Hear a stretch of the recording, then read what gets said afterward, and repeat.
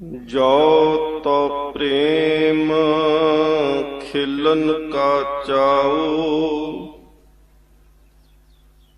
सिर धर तली गली मेरी आओ। इत मार्ग पैर तरी जै, सिर दीजै कान न कीजै।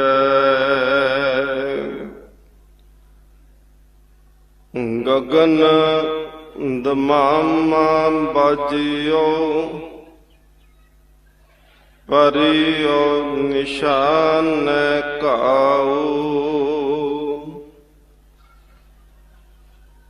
खेत जो मांड्यो सूरमा,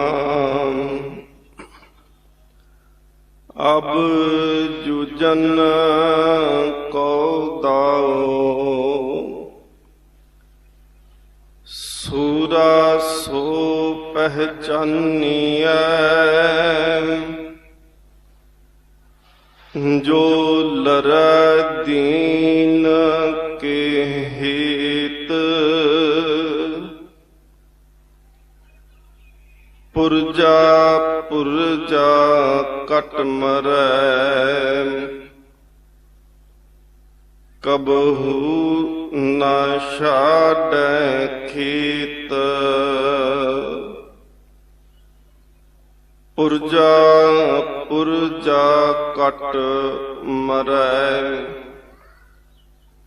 कबहू न छाड़ै खेत।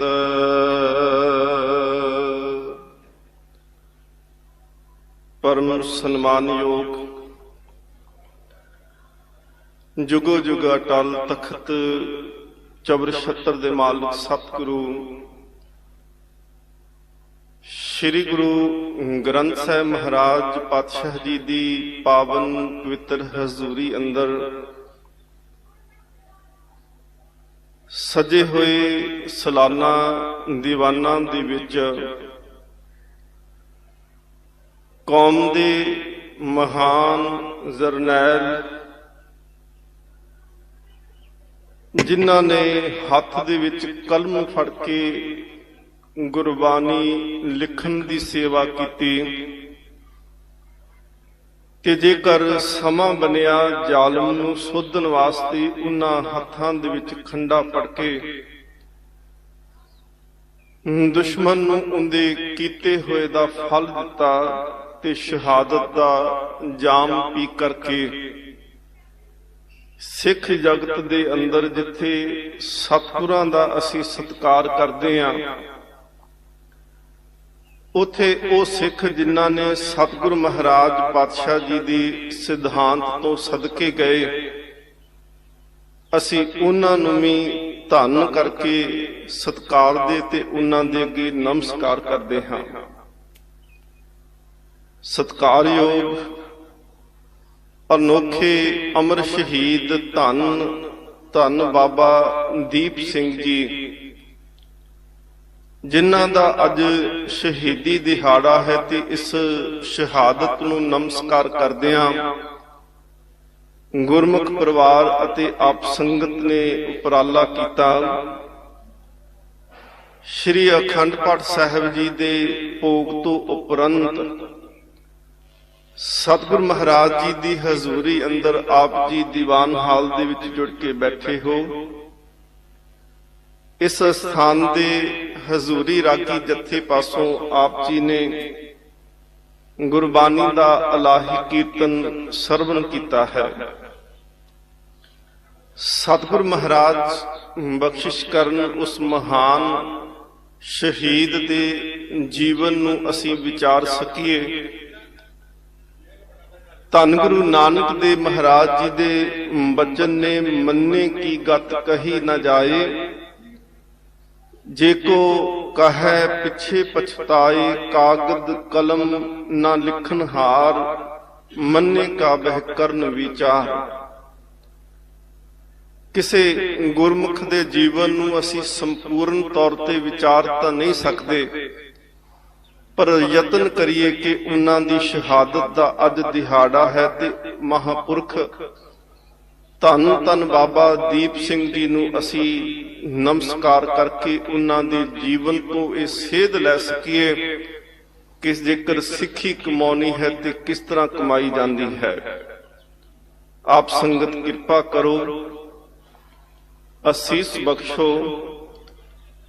ਧੰਨ ਧੰਨ ਬਾਬਾ ਦੀਪ ਸਿੰਘ ਜੀ ਵਿੱਚ ਵਰਤਨ ਤੇ ਅਸੀਂ ਗੁਰਮਤਿ ਵਿਚਾਰ ਦੀ ਸਾਂਝ ਕਰ ਸਕੀਏ। ਸਤਿਗੁਰੂ ਗੁਰੂ ਗੋਬਿੰਦ ਸਿੰਘ ਮਹਾਰਾਜ ਜੀ ਦੀ ਬਖਸ਼ਿਸ਼ ਫਤਿਹ ਪ੍ਰਵਾਨ ਕਰੋ, ਅਸੀਸ ਬਖਸ਼ੋ ਜੀ। ਵਾਹਿਗੁਰੂ ਜੀ ਕਾ ਖਾਲਸਾ, ਵਾਹਿਗੁਰੂ ਜੀ ਕੀ ਫਤਿਹ।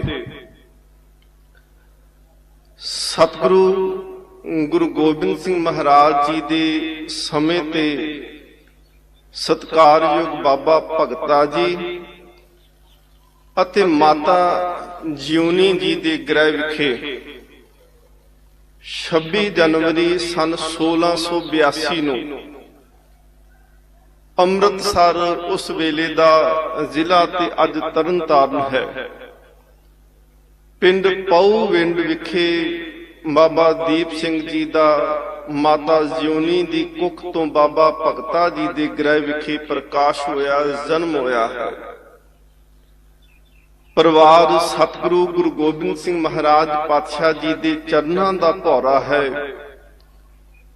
ਤੇ ਸਤਿਗੁਰੂ ਗੁਰੂ ਗੋਬਿੰਦ ਸਿੰਘ ਮਹਾਰਾਜ ਜੀ ਦਾ ਸ਼ੁਕਰਾਨਾ ਕਰਦਿਆਂ ਪਰਿਵਾਰ ਨੇ ਆਪਣੇ ਪੁੱਤਰ ਦਾ ਨਾਮ ਰੱਖਿਆ ਹੈ ਦੀਪਾ।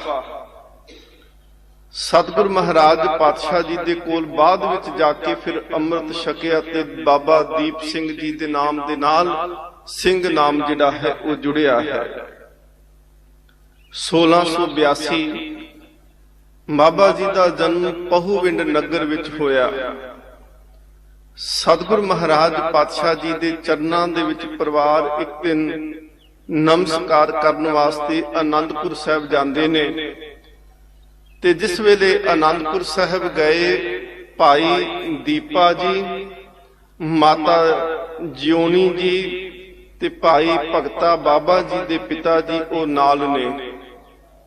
ਸਤਿਗੁਰ ਮਹਾਰਾਜ ਜੀ ਦੇ ਚਰਨਾਂ ਦੇ ਵਿੱਚ ਪਹੁੰਚਦਿਆਂ ਪਰਿਵਾਰ ਨੇ ਸਤਿਗੁਰ ਮਹਾਰਾਜ ਜੀ ਧੰਨ ਗੁਰੂ ਗੋਬਿੰਦ ਸਿੰਘ ਮਹਾਰਾਜ ਜੀ ਨੂੰ ਨਮਸਕਾਰ ਕੀਤੀ ਤੇ ਸਤਿਗੁਰ ਮਹਾਰਾਜ ਜੀ ਦੇ ਚਰਨਾਂ ਵਿੱਚ ਅੱਜ ਪਹਿਲੀ ਵਾਰ ਭਾਈ ਦੀਪਾ ਜੀ ਨੇ ਜਦੋਂ ਨਮਸਕਾਰ ਕੀਤੀ ਤੇ ਸਤਿਗੁਰ ਮਹਾਰਾਜ ਜੀ ਦੇ ਦਰਸ਼ਨ, ਸਤਿਗੁਰ ਮਹਾਰਾਜ ਜੀ ਦੀ ਸ਼ੋਭਾ ਕਮਾਲ ਸੀ ਕਿ ਬਾਬਾ ਦੀਪ ਸਿੰਘ ਜੀ ਦੇ ਜੀਵਨ ਦੇ ਵਿੱਚ ਉਹ ਅਧਿਆਤਮ ਦਾ ਪ੍ਰਕਾਸ਼ ਹੋਇਆ। ਅਸੀਂ ਗੁਰੂ ਅਰਜਨ ਦੇਵ ਮਹਾਰਾਜ ਜੀ ਦਾ ਇੱਕ ਬਚਨ ਪੜ੍ਹਦੇ ਹਾਂ ਪਾਵਨ ਬਾਣੀ ਦੇ ਅੰਦਰ, ਔਰ ਅਕਸਰ ਜਦੋਂ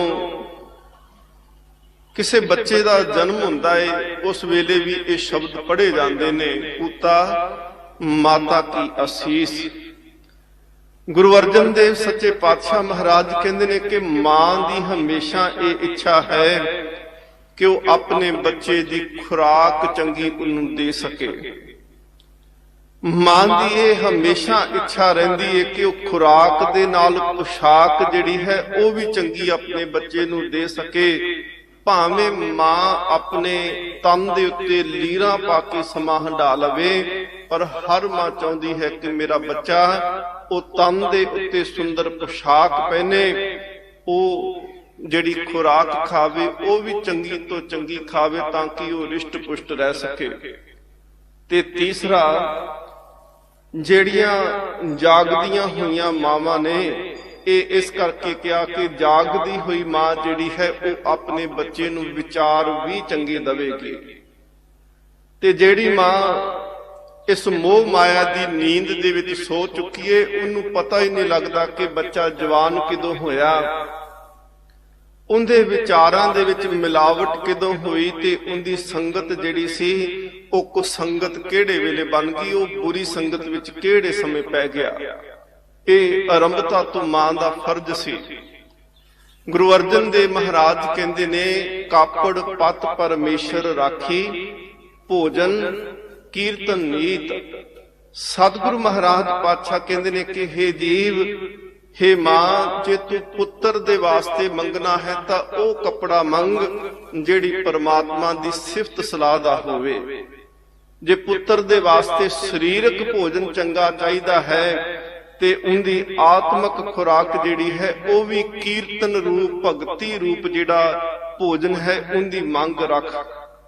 ਤੇ ਸਤਿਗੁਰ ਮਹਾਰਾਜ ਪਾਤਸ਼ਾਹ ਕਹਿੰਦੇ ਨੇ ਕਿ ਫਿਰ ਜਦੋਂ ਗੁਰੂ ਕੀ ਸੰਗਤ ਉਹ ਬਾਲਕ ਕਰੇਗਾ ਤੇ ਉਹਦੇ ਜੀਵਨ ਦੇ ਵਿੱਚ ਉਤਾਰ ਚੜਾਅ ਤੇ ਜ਼ਰੂਰ ਆਉਣਗੇ, ਉਹ ਕਦੀ ਵੀ ਗੁਰੂ ਤੋਂ ਟੁੱਟੇਗਾ ਨਹੀਂ।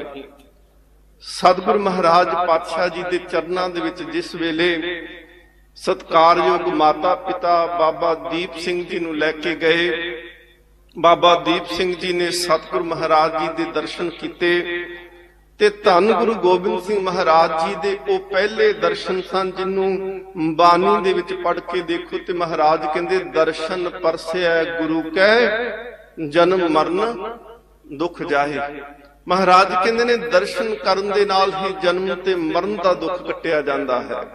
ਬਾਬਾ ਦੀਪ ਸਿੰਘ ਨੇ ਸਤਿਗੁਰ ਮਹਾਰਾਜ ਜੀ ਦੇ ਦਰਸ਼ਨ ਕੀਤੇ ਤੇ ਪਰਿਵਾਰ ਮਾਤਾ ਪਿਤਾ ਨੂੰ ਇਹ ਗੱਲ ਆਖੀ ਕਿ ਮੈਂ ਹੁਣ ਕੁਝ ਸਮਾਂ ਸਤਿਗੁਰ ਮਹਾਰਾਜ ਜੀ ਦੇ ਚਰਨਾਂ ਵਿੱਚ ਰਹਿਣਾ ਹੈ। ਧੰਨ ਗੁਰੂ ਗੋਬਿੰਦ ਸਿੰਘ ਸੱਚੇ ਪਾਤਸ਼ਾਹ ਮਹਾਰਾਜ ਜੀ ਨੇ ਜਿੱਥੇ 30 ਮਾਰਚ 1699 ਦੀ ਵਿਸਾਖੀ ਨੂੰ ਮਹਾਰਾਜ ਨੇ ਅੰਮ੍ਰਿਤ ਸੰਚਾਰ ਕੀਤਾ, ਉੱਥੇ ਬਹੁਤ ਸਾਰੀ ਸੰਗਤ ਸੀ ਜਿਨ੍ਹਾਂ ਨੇ ਅੰਮ੍ਰਿਤ ਪਾਨ ਕਰਕੇ ਸਤਿਗੁਰ ਮਹਾਰਾਜ ਜੀ ਦੇ ਚਰਨਾਂ ਦੇ ਭੌਰੇ ਬੰਨੇ। ਬਾਬਾ ਦੀਪ ਸਿੰਘ ਜੀ ਨੇ ਧੰਨ ਗੁਰੂ ਗੋਬਿੰਦ ਸਿੰਘ ਮਹਾਰਾਜ ਜੀ ਦੇ ਨਿਜ ਹੱਥਾਂ ਤੋਂ ਅੰਮ੍ਰਿਤ ਦੀ ਦਾਤ ਪ੍ਰਾਪਤ ਕੀਤੀ, ਕਿਉਂਕਿ ਸਤਿਗੁਰੂ ਗੁਰੂ ਗੋਬਿੰਦ ਸਿੰਘ ਮਹਾਰਾਜ ਆਪ ਅੰਮ੍ਰਿਤ ਸੰਚਾਰ ਕਰਨ ਵੇਲੇ ਆਪ ਸ਼ਾਮਲ ਹੁੰਦੇ ਨੇ ਵਿੱਚ। ਔਰ ਇਤਿਹਾਸ ਇਹ ਗੱਲ ਕਹਿੰਦਾ ਹੈ ਕਿ ਪਹਿਲਾ ਸਿੰਘ ਨੇ ਜਿਨੇ ਸਤਿਗੁਰੂ ਮਹਾਰਾਜ ਤੋਂ ਅੰਮ੍ਰਿਤ ਛਕਿਆ ਉਹ ਭਾਈ ਦਇਆ ਸਿੰਘ ਨੇ, ਤੇ ਅਖੀਰਲੇ ਬਾਬਾ ਬੰਦਾ ਸਿੰਘ ਬਹਾਦਰ ਨੇ ਜਿਨ੍ਹਾਂ ਨੇ ਗੁਰੂ ਗੋਬਿੰਦ ਸਿੰਘ ਮਹਾਰਾਜ ਜੀ ਦੇ ਆਪਣੇ ਹੱਥਾਂ ਤੋਂ ਅੰਮ੍ਰਿਤ ਦੀ ਦਾਤ ਪ੍ਰਾਪਤ ਕੀਤੀ ਹੈ। ਬਾਬਾ ਦੀਪਾ ਜੀ ਅੱਜ ਬਾਬਾ ਦੀਪ ਸਿੰਘ ਬਣ ਗਏ।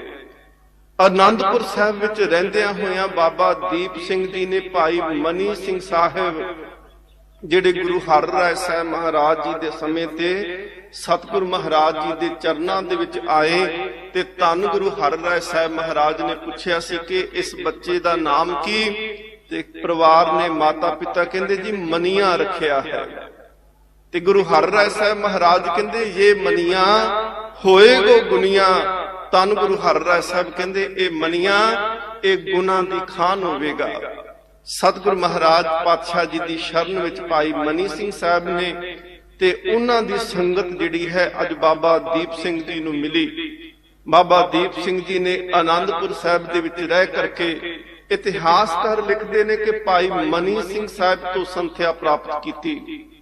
ਔਰ ਕੱਲੀ ਸੰਥਿਆ, ਕੱਲਾ ਸ਼ਾਸਤਰ ਹੀ ਨਹੀਂ, ਉਹਨਾਂ ਨੇ ਸ਼ਸਤਰ ਦੀ ਵੀ ਜਿਹੜੀ ਸੀ ਸਿੱਖਿਆ ਪ੍ਰਾਪਤ ਕੀਤੀ, ਕਿਉਂਕਿ ਗੁਰੂ ਘਰ ਦੇ ਵਿੱਚ ਜਿੱਥੇ ਸ਼ਾਸਤਰ ਦੀ ਗੱਲ ਹੈ, ਜਿੱਥੇ ਧਾਰਮਿਕ ਗ੍ਰੰਥ, ਧਾਰਮਿਕ ਵਿਦਿਆ ਦੀ ਗੱਲ ਹੈ, ਉੱਥੇ ਨਾਲ ਸ਼ਸਤਰ ਦੀ ਵੀ ਸਤਿਗੁਰ ਮਹਾਰਾਜ ਜੀ ਨੇ। ਔਰ ਗੁਰੂ ਗੋਬਿੰਦ ਸਿੰਘ ਮਹਾਰਾਜ ਸੱਚੇ ਪਾਤਸ਼ਾਹ ਤਾਂ ਆਪ ਆਖਦੇ ਨੇ ਕਿ ਤੇਗ, ਤੁਪਕ ਅਰ ਤੀਰ ਇਹ ਸਾਰੇ ਕਹਿੰਦੇ ਨੇ ਜਿਹੜੇ ਸ਼ਸਤਰ ਨੇ, ਮਹਾਰਾਜ ਸੱਚੇ ਪਾਤਸ਼ਾਹ ਕਹਿੰਦੇ ਨੇ ਸੈਫ ਸਰੋਹੀ ਸਹਿਥੀ ਯਹੀ ਹਮਾਰੇ ਪੀਰ।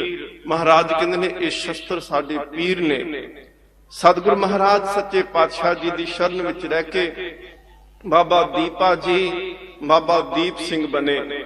ਭਾਈ ਮਨੀ ਸਿੰਘ ਸਾਹਿਬ ਜੀ ਦੀ ਸੰਗਤ ਕਰਕੇ ਉਹਨਾਂ ਗੁਰਬਾਣੀ ਦੀ ਸੰਥਿਆ ਕੀਤੀ, ਨਾਲ ਸ਼ਸਤਰ ਵਿਦਿਆ, ਘੋੜ ਸਵਾਰੀ ਜਿਹੜੀ ਸੀ ਉਹ ਉਹਨਾਂ ਨੇ ਸਿੱਖਣਾ ਕੀਤੀ। ਔਰ ਜਦੋਂ ਵੀ ਸਤਿਗੁਰ ਮਹਾਰਾਜ ਜੀ ਨੇ ਤੱਕਣਾ, ਗੁਰੂ ਗੋਬਿੰਦ ਸਿੰਘ ਮਹਾਰਾਜ ਦੇਖਣਾ ਤੇ ਬਾਬਾ ਦੀਪ ਸਿੰਘ ਜੀ ਉਹਨਾਂ ਨੇ ਲੰਗਰ ਦੇ ਵਿੱਚ ਸੇਵਾ ਕਰਨੀ। ਅਕਸਰ ਉਹਨਾਂ ਨੇ ਬਰਤਨ ਮਾਂਜਿਆ ਬਾਬਾ ਦੀਪ ਸਿੰਘ ਹੋਣਾ ਨੂੰ ਤੱਕ ਲੈਣਾ। ਔਰ ਸੱਚੀ ਗੱਲ ਹੈ ਕਿ ਜਿਹੜਾ ਹੱਥੀਂ ਸੇਵਾ ਕਰਦਾ ਹੈ ਨਾ, ਉਹਦੇ ਜੀਵਨ ਦੀ ਘਾਟ ਘਟੀ ਜਾਂਦੀ ਹੈ। ਮਹਾਰਾਜ ਸੱਚੇ ਪਾਤਸ਼ਾਹ ਆਸਾ ਕੀ ਵਾਰ ਦੇ ਵਿੱਚ ਕਿਰਪਾ ਕਰਦੇ ਨੇ। ਸਤਿਗੁਰ ਮਹਾਰਾਜ ਕਹਿੰਦੇ ਨੇ ਸੇਵ ਕੀਤੀ ਸੰਤੋਖਈ, ਜਿਨੇ ਸੱਚੋ ਸੱਚ ਧਿਆਇਆ ਉਨੀ ਮੰਦੇ ਪੈਰ ਨਾ ਰੱਖਿਓ, ਕਰ ਸੋ ਕਿਰਤ ਧਰਮ ਕਮਾਇਆ ਉਨੀ ਦੁਨੀਆ ਤੋੜੇ ਬੰਦਨਾ, ਅਨ ਪਾਣੀ ਥੋੜਾ ਖਾਇਆ ਤੂੰ ਬਖਸ਼ੀਸ਼ੀ ਅਗਲਾ, ਨਿਤ ਦੇੜੇ ਦੇਵੇਂ ਚੜੇ ਸਵਾਇਆ, ਸਤਿਗੁਰੂ ਮਹਾਰਾਜ ਕਹਿੰਦੇ ਨੇ ਵਡਿਆਈ ਵੱਡਾ ਪਾਇਆ। ਸਤਿਗੁਰੂ ਮਹਾਰਾਜ ਕਹਿੰਦੇ ਨੇ ਕਿ ਸੇਵਾ ਜਦੋਂ ਕਰਨੀ ਤੇ ਇਸ ਸੇਵਾ ਦੇ ਵਿੱਚੋਂ ਸੰਤੋਖੀ ਜੀਵਨ ਨਿਕਲਦਾ ਹੈ। ਇਸ ਸੇਵਾ ਦੇ ਵਿੱਚੋਂ ਜਨਮ ਤੇ ਮਰਨ ਕੱਟਿਆ ਜਾਂਦਾ ਹੈ। ਇਸ ਸੇਵਾ ਦੇ ਨਾਲ ਜੀਵਨ ਜਿਹੜਾ ਹੈ ਉਹ ਤਰਾਸ਼ਿਆ ਜਾਂਦਾ ਹੈ। ਤੇ ਬਾਬਾ ਦੀਪ ਸਿੰਘ ਇੱਕ ਵਿਦਵਾਨ ਨੇ ਸਾਖੀ ਲਿਖੀ, ਕਹਿੰਦੇ ਇੱਕ ਦਿਨ ਬਾਬਾ ਦੀਪ ਸਿੰਘ ਜੀ ਜਿਹੜੇ ਸਨ ਉਹਨਾਂ ਨੇ ਹੱਥੀਂ ਜਦੋਂ ਭਾਂਡੇ ਮਾਂਜਨੇ ਤੇ ਇੱਕ ਦਿਨ ਬਾਟਾ ਮਾਂਜਦੇ ਪਏ ਨੇ। ਬਾਟਾ ਮਾਂਜਦੇ ਨੇ ਤੇ ਮਾਂਜਣ ਤੋਂ ਬਾਅਦ ਉਹਨੂੰ ਤਾਂ ਕਰਕੇ ਦੇਖਦੇ ਨੇ ਤੇ ਚਿਹਰਾ ਦਿਸਦਾ ਪਿਆ ਹੈ ਵਿੱਚੋਂ। ਸਤਿਗੁਰੂ ਗੁਰੂ ਗੋਬਿੰਦ ਸਿੰਘ ਮਹਾਰਾਜ ਪਹਿਲੋਂ ਤੇ ਦੂਰ ਖਲੋਤੇ ਦੇਖਦੇ ਰਹੇ, ਫਿਰ ਸਤਿਗੁਰੂ ਮਹਾਰਾਜ ਪਿੱਛੇ ਆ ਕੇ ਖਲੋ ਗਏ। ਉਹ ਕੀ ਦੇਖਦੇ ਕਿ ਬਾਬਾ ਦੀਪ ਸਿੰਘ ਨਾ ਬਾਰ-ਬਾਰ ਬਾਟਾ ਮਾਂਜਣ ਤੇ ਚਿਹਰਾ ਵੇਖ ਕੇ ਤੇ ਬਾਟੇ ਨੂੰ ਫਿਰ ਮਾਂਜਣਾ ਸ਼ੁਰੂ ਕਰਦੇ ਨੇ। ਸਤਿਗੁਰੂ ਮਹਾਰਾਜ ਦੇਖਦਿਆਂ ਦੇਖਦਿਆਂ ਆਖਦੇ ਨੇ, ਦੀਪ ਸਿੰਘ ਜੀ ਬਾਟਾ ਮਾਂਜਿਆ ਕਿਆ ਇਹ ਲੱਗਦਾ, ਤੇਰਾ ਚਿਹਰਾ ਇਹਦੇ ਵਿੱਚ ਹੁਣ ਦਿਸਣ ਲੱਗ ਪਿਆ ਹੈ।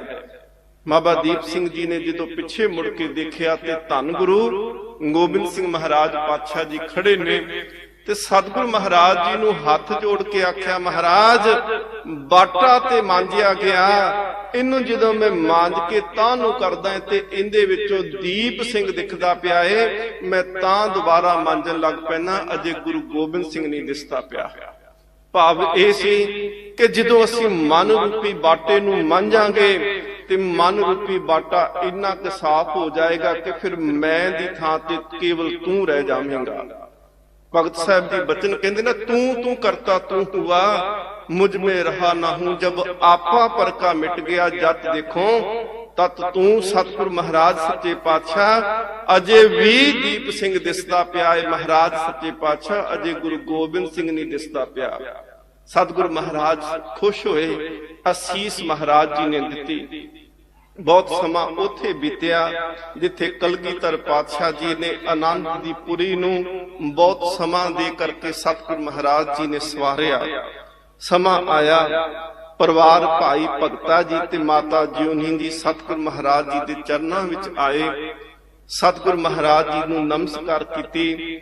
ਗੁਰੂ ਗੋਬਿੰਦ ਸਿੰਘ ਸੱਚੇ ਪਾਤਸ਼ਾਹ ਮਹਾਰਾਜ ਨੂੰ ਕਿਹਾ ਕਿ ਮਹਾਰਾਜ ਜੇਕਰ ਤੁਹਾਡੀ ਆਗਿਆ ਹੋਵੇ ਤੇ ਅਸੀਂ ਬਾਬਾ ਦੀਪ ਸਿੰਘ ਆਪਣੇ ਪੁੱਤਰ ਦੀਪ ਸਿੰਘ ਨੂੰ ਵਾਪਸ ਲਿਜਾ ਸਕਦੇ ਹਾਂ। ਸਤਿਗੁਰੂ ਮਹਾਰਾਜ ਪਾਤਸ਼ਾਹ ਕਹਿੰਦੇ ਹਾਂ ਬਿਲਕੁਲ ਲਿਜਾ ਸਕਦੇ ਹੋ। ਤੁਰਨ ਤੋਂ ਪਹਿਲਾਂ ਗੁਰੂ ਗੋਬਿੰਦ ਸਿੰਘ ਸੱਚੇ ਪਾਤਸ਼ਾਹ ਮਹਾਰਾਜ ਨੇ ਕਿਹਾ, ਦੀਪ ਸਿੰਘ ਜਦੋਂ ਨਗਰ ਦੇ ਵਿੱਚ ਜਾਓਗੇ ਇੱਕ ਗੱਲ ਨੂੰ ਯਾਦ ਰੱਖਿਓ ਕਿ ਗੁਰਬਾਣੀ ਦਾ ਲੜ ਕਦੀ ਨਹੀਂ ਛੱਡਣਾ। ਦੁੱਖ ਆਵੇ ਸੁੱਖ ਆਵੇ ਸਮਾਂ ਕੈਸਾ ਵੀ ਆਵੇ, ਹਮੇਸ਼ਾ ਗੁਰਬਾਣੀ ਦਾ ਪੱਲਾ ਫੜ ਕੇ ਰੱਖਣਾ ਹੈ। ਸਤਿਗੁਰੂ ਮਹਾਰਾਜ ਸੱਚੇ ਪਾਤਸ਼ਾਹ ਨੇ ਹੁਕਮ ਕੀਤਾ, ਦੀਪ ਸਿੰਘ ਜੀ ਜਿਸ ਇਲਾਕੇ ਦੇ ਵਿੱਚ ਵੀ ਵਿਚਰੋਗੇ ਯਤਨ ਕਰਨਾ ਕਿ ਵੱਧ ਤੋਂ ਵੱਧ ਗੁਰਸਿੱਖਾਂ ਨੂੰ ਗੁਰਬਾਣੀ ਦੇ ਨਾਲ ਜੋੜਨਾ ਹੈ। ਇਹਦਾ ਭਾਵ ਇਹ ਸੀ ਕਿ ਤੁਸੀਂ ਆਪ ਗੁਰਬਾਣੀ ਪੜ੍ਹੀ, ਤੁਸੀਂ ਆਪ ਗੁਰਬਾਣੀ ਦੇ ਅੱਜ ਗਿਆਤਾ ਬਣੇ ਹੋ। ਆਪਣੇ ਇਲਾਕੇ ਦੇ ਵਿੱਚ ਜਾਇਓ, ਮਾਝੇ ਦੇ ਵਿੱਚ ਤੁਸੀਂ ਗੁਰਬਾਣੀ ਦਾ ਪ੍ਰਚਾਰ ਕਰਿਓ, ਗੁਰਸਿੱਖਾਂ ਨੂੰ ਗੁਰਬਾਣੀ ਦੀ ਸੰਥਿਆ ਕਰਾਇਓ। ਔਰ ਮਹਾਰਾਜ ਗੁਰੂ ਗੋਬਿੰਦ ਸਿੰਘ ਸੱਚੇ ਪਾਤਸ਼ਾਹ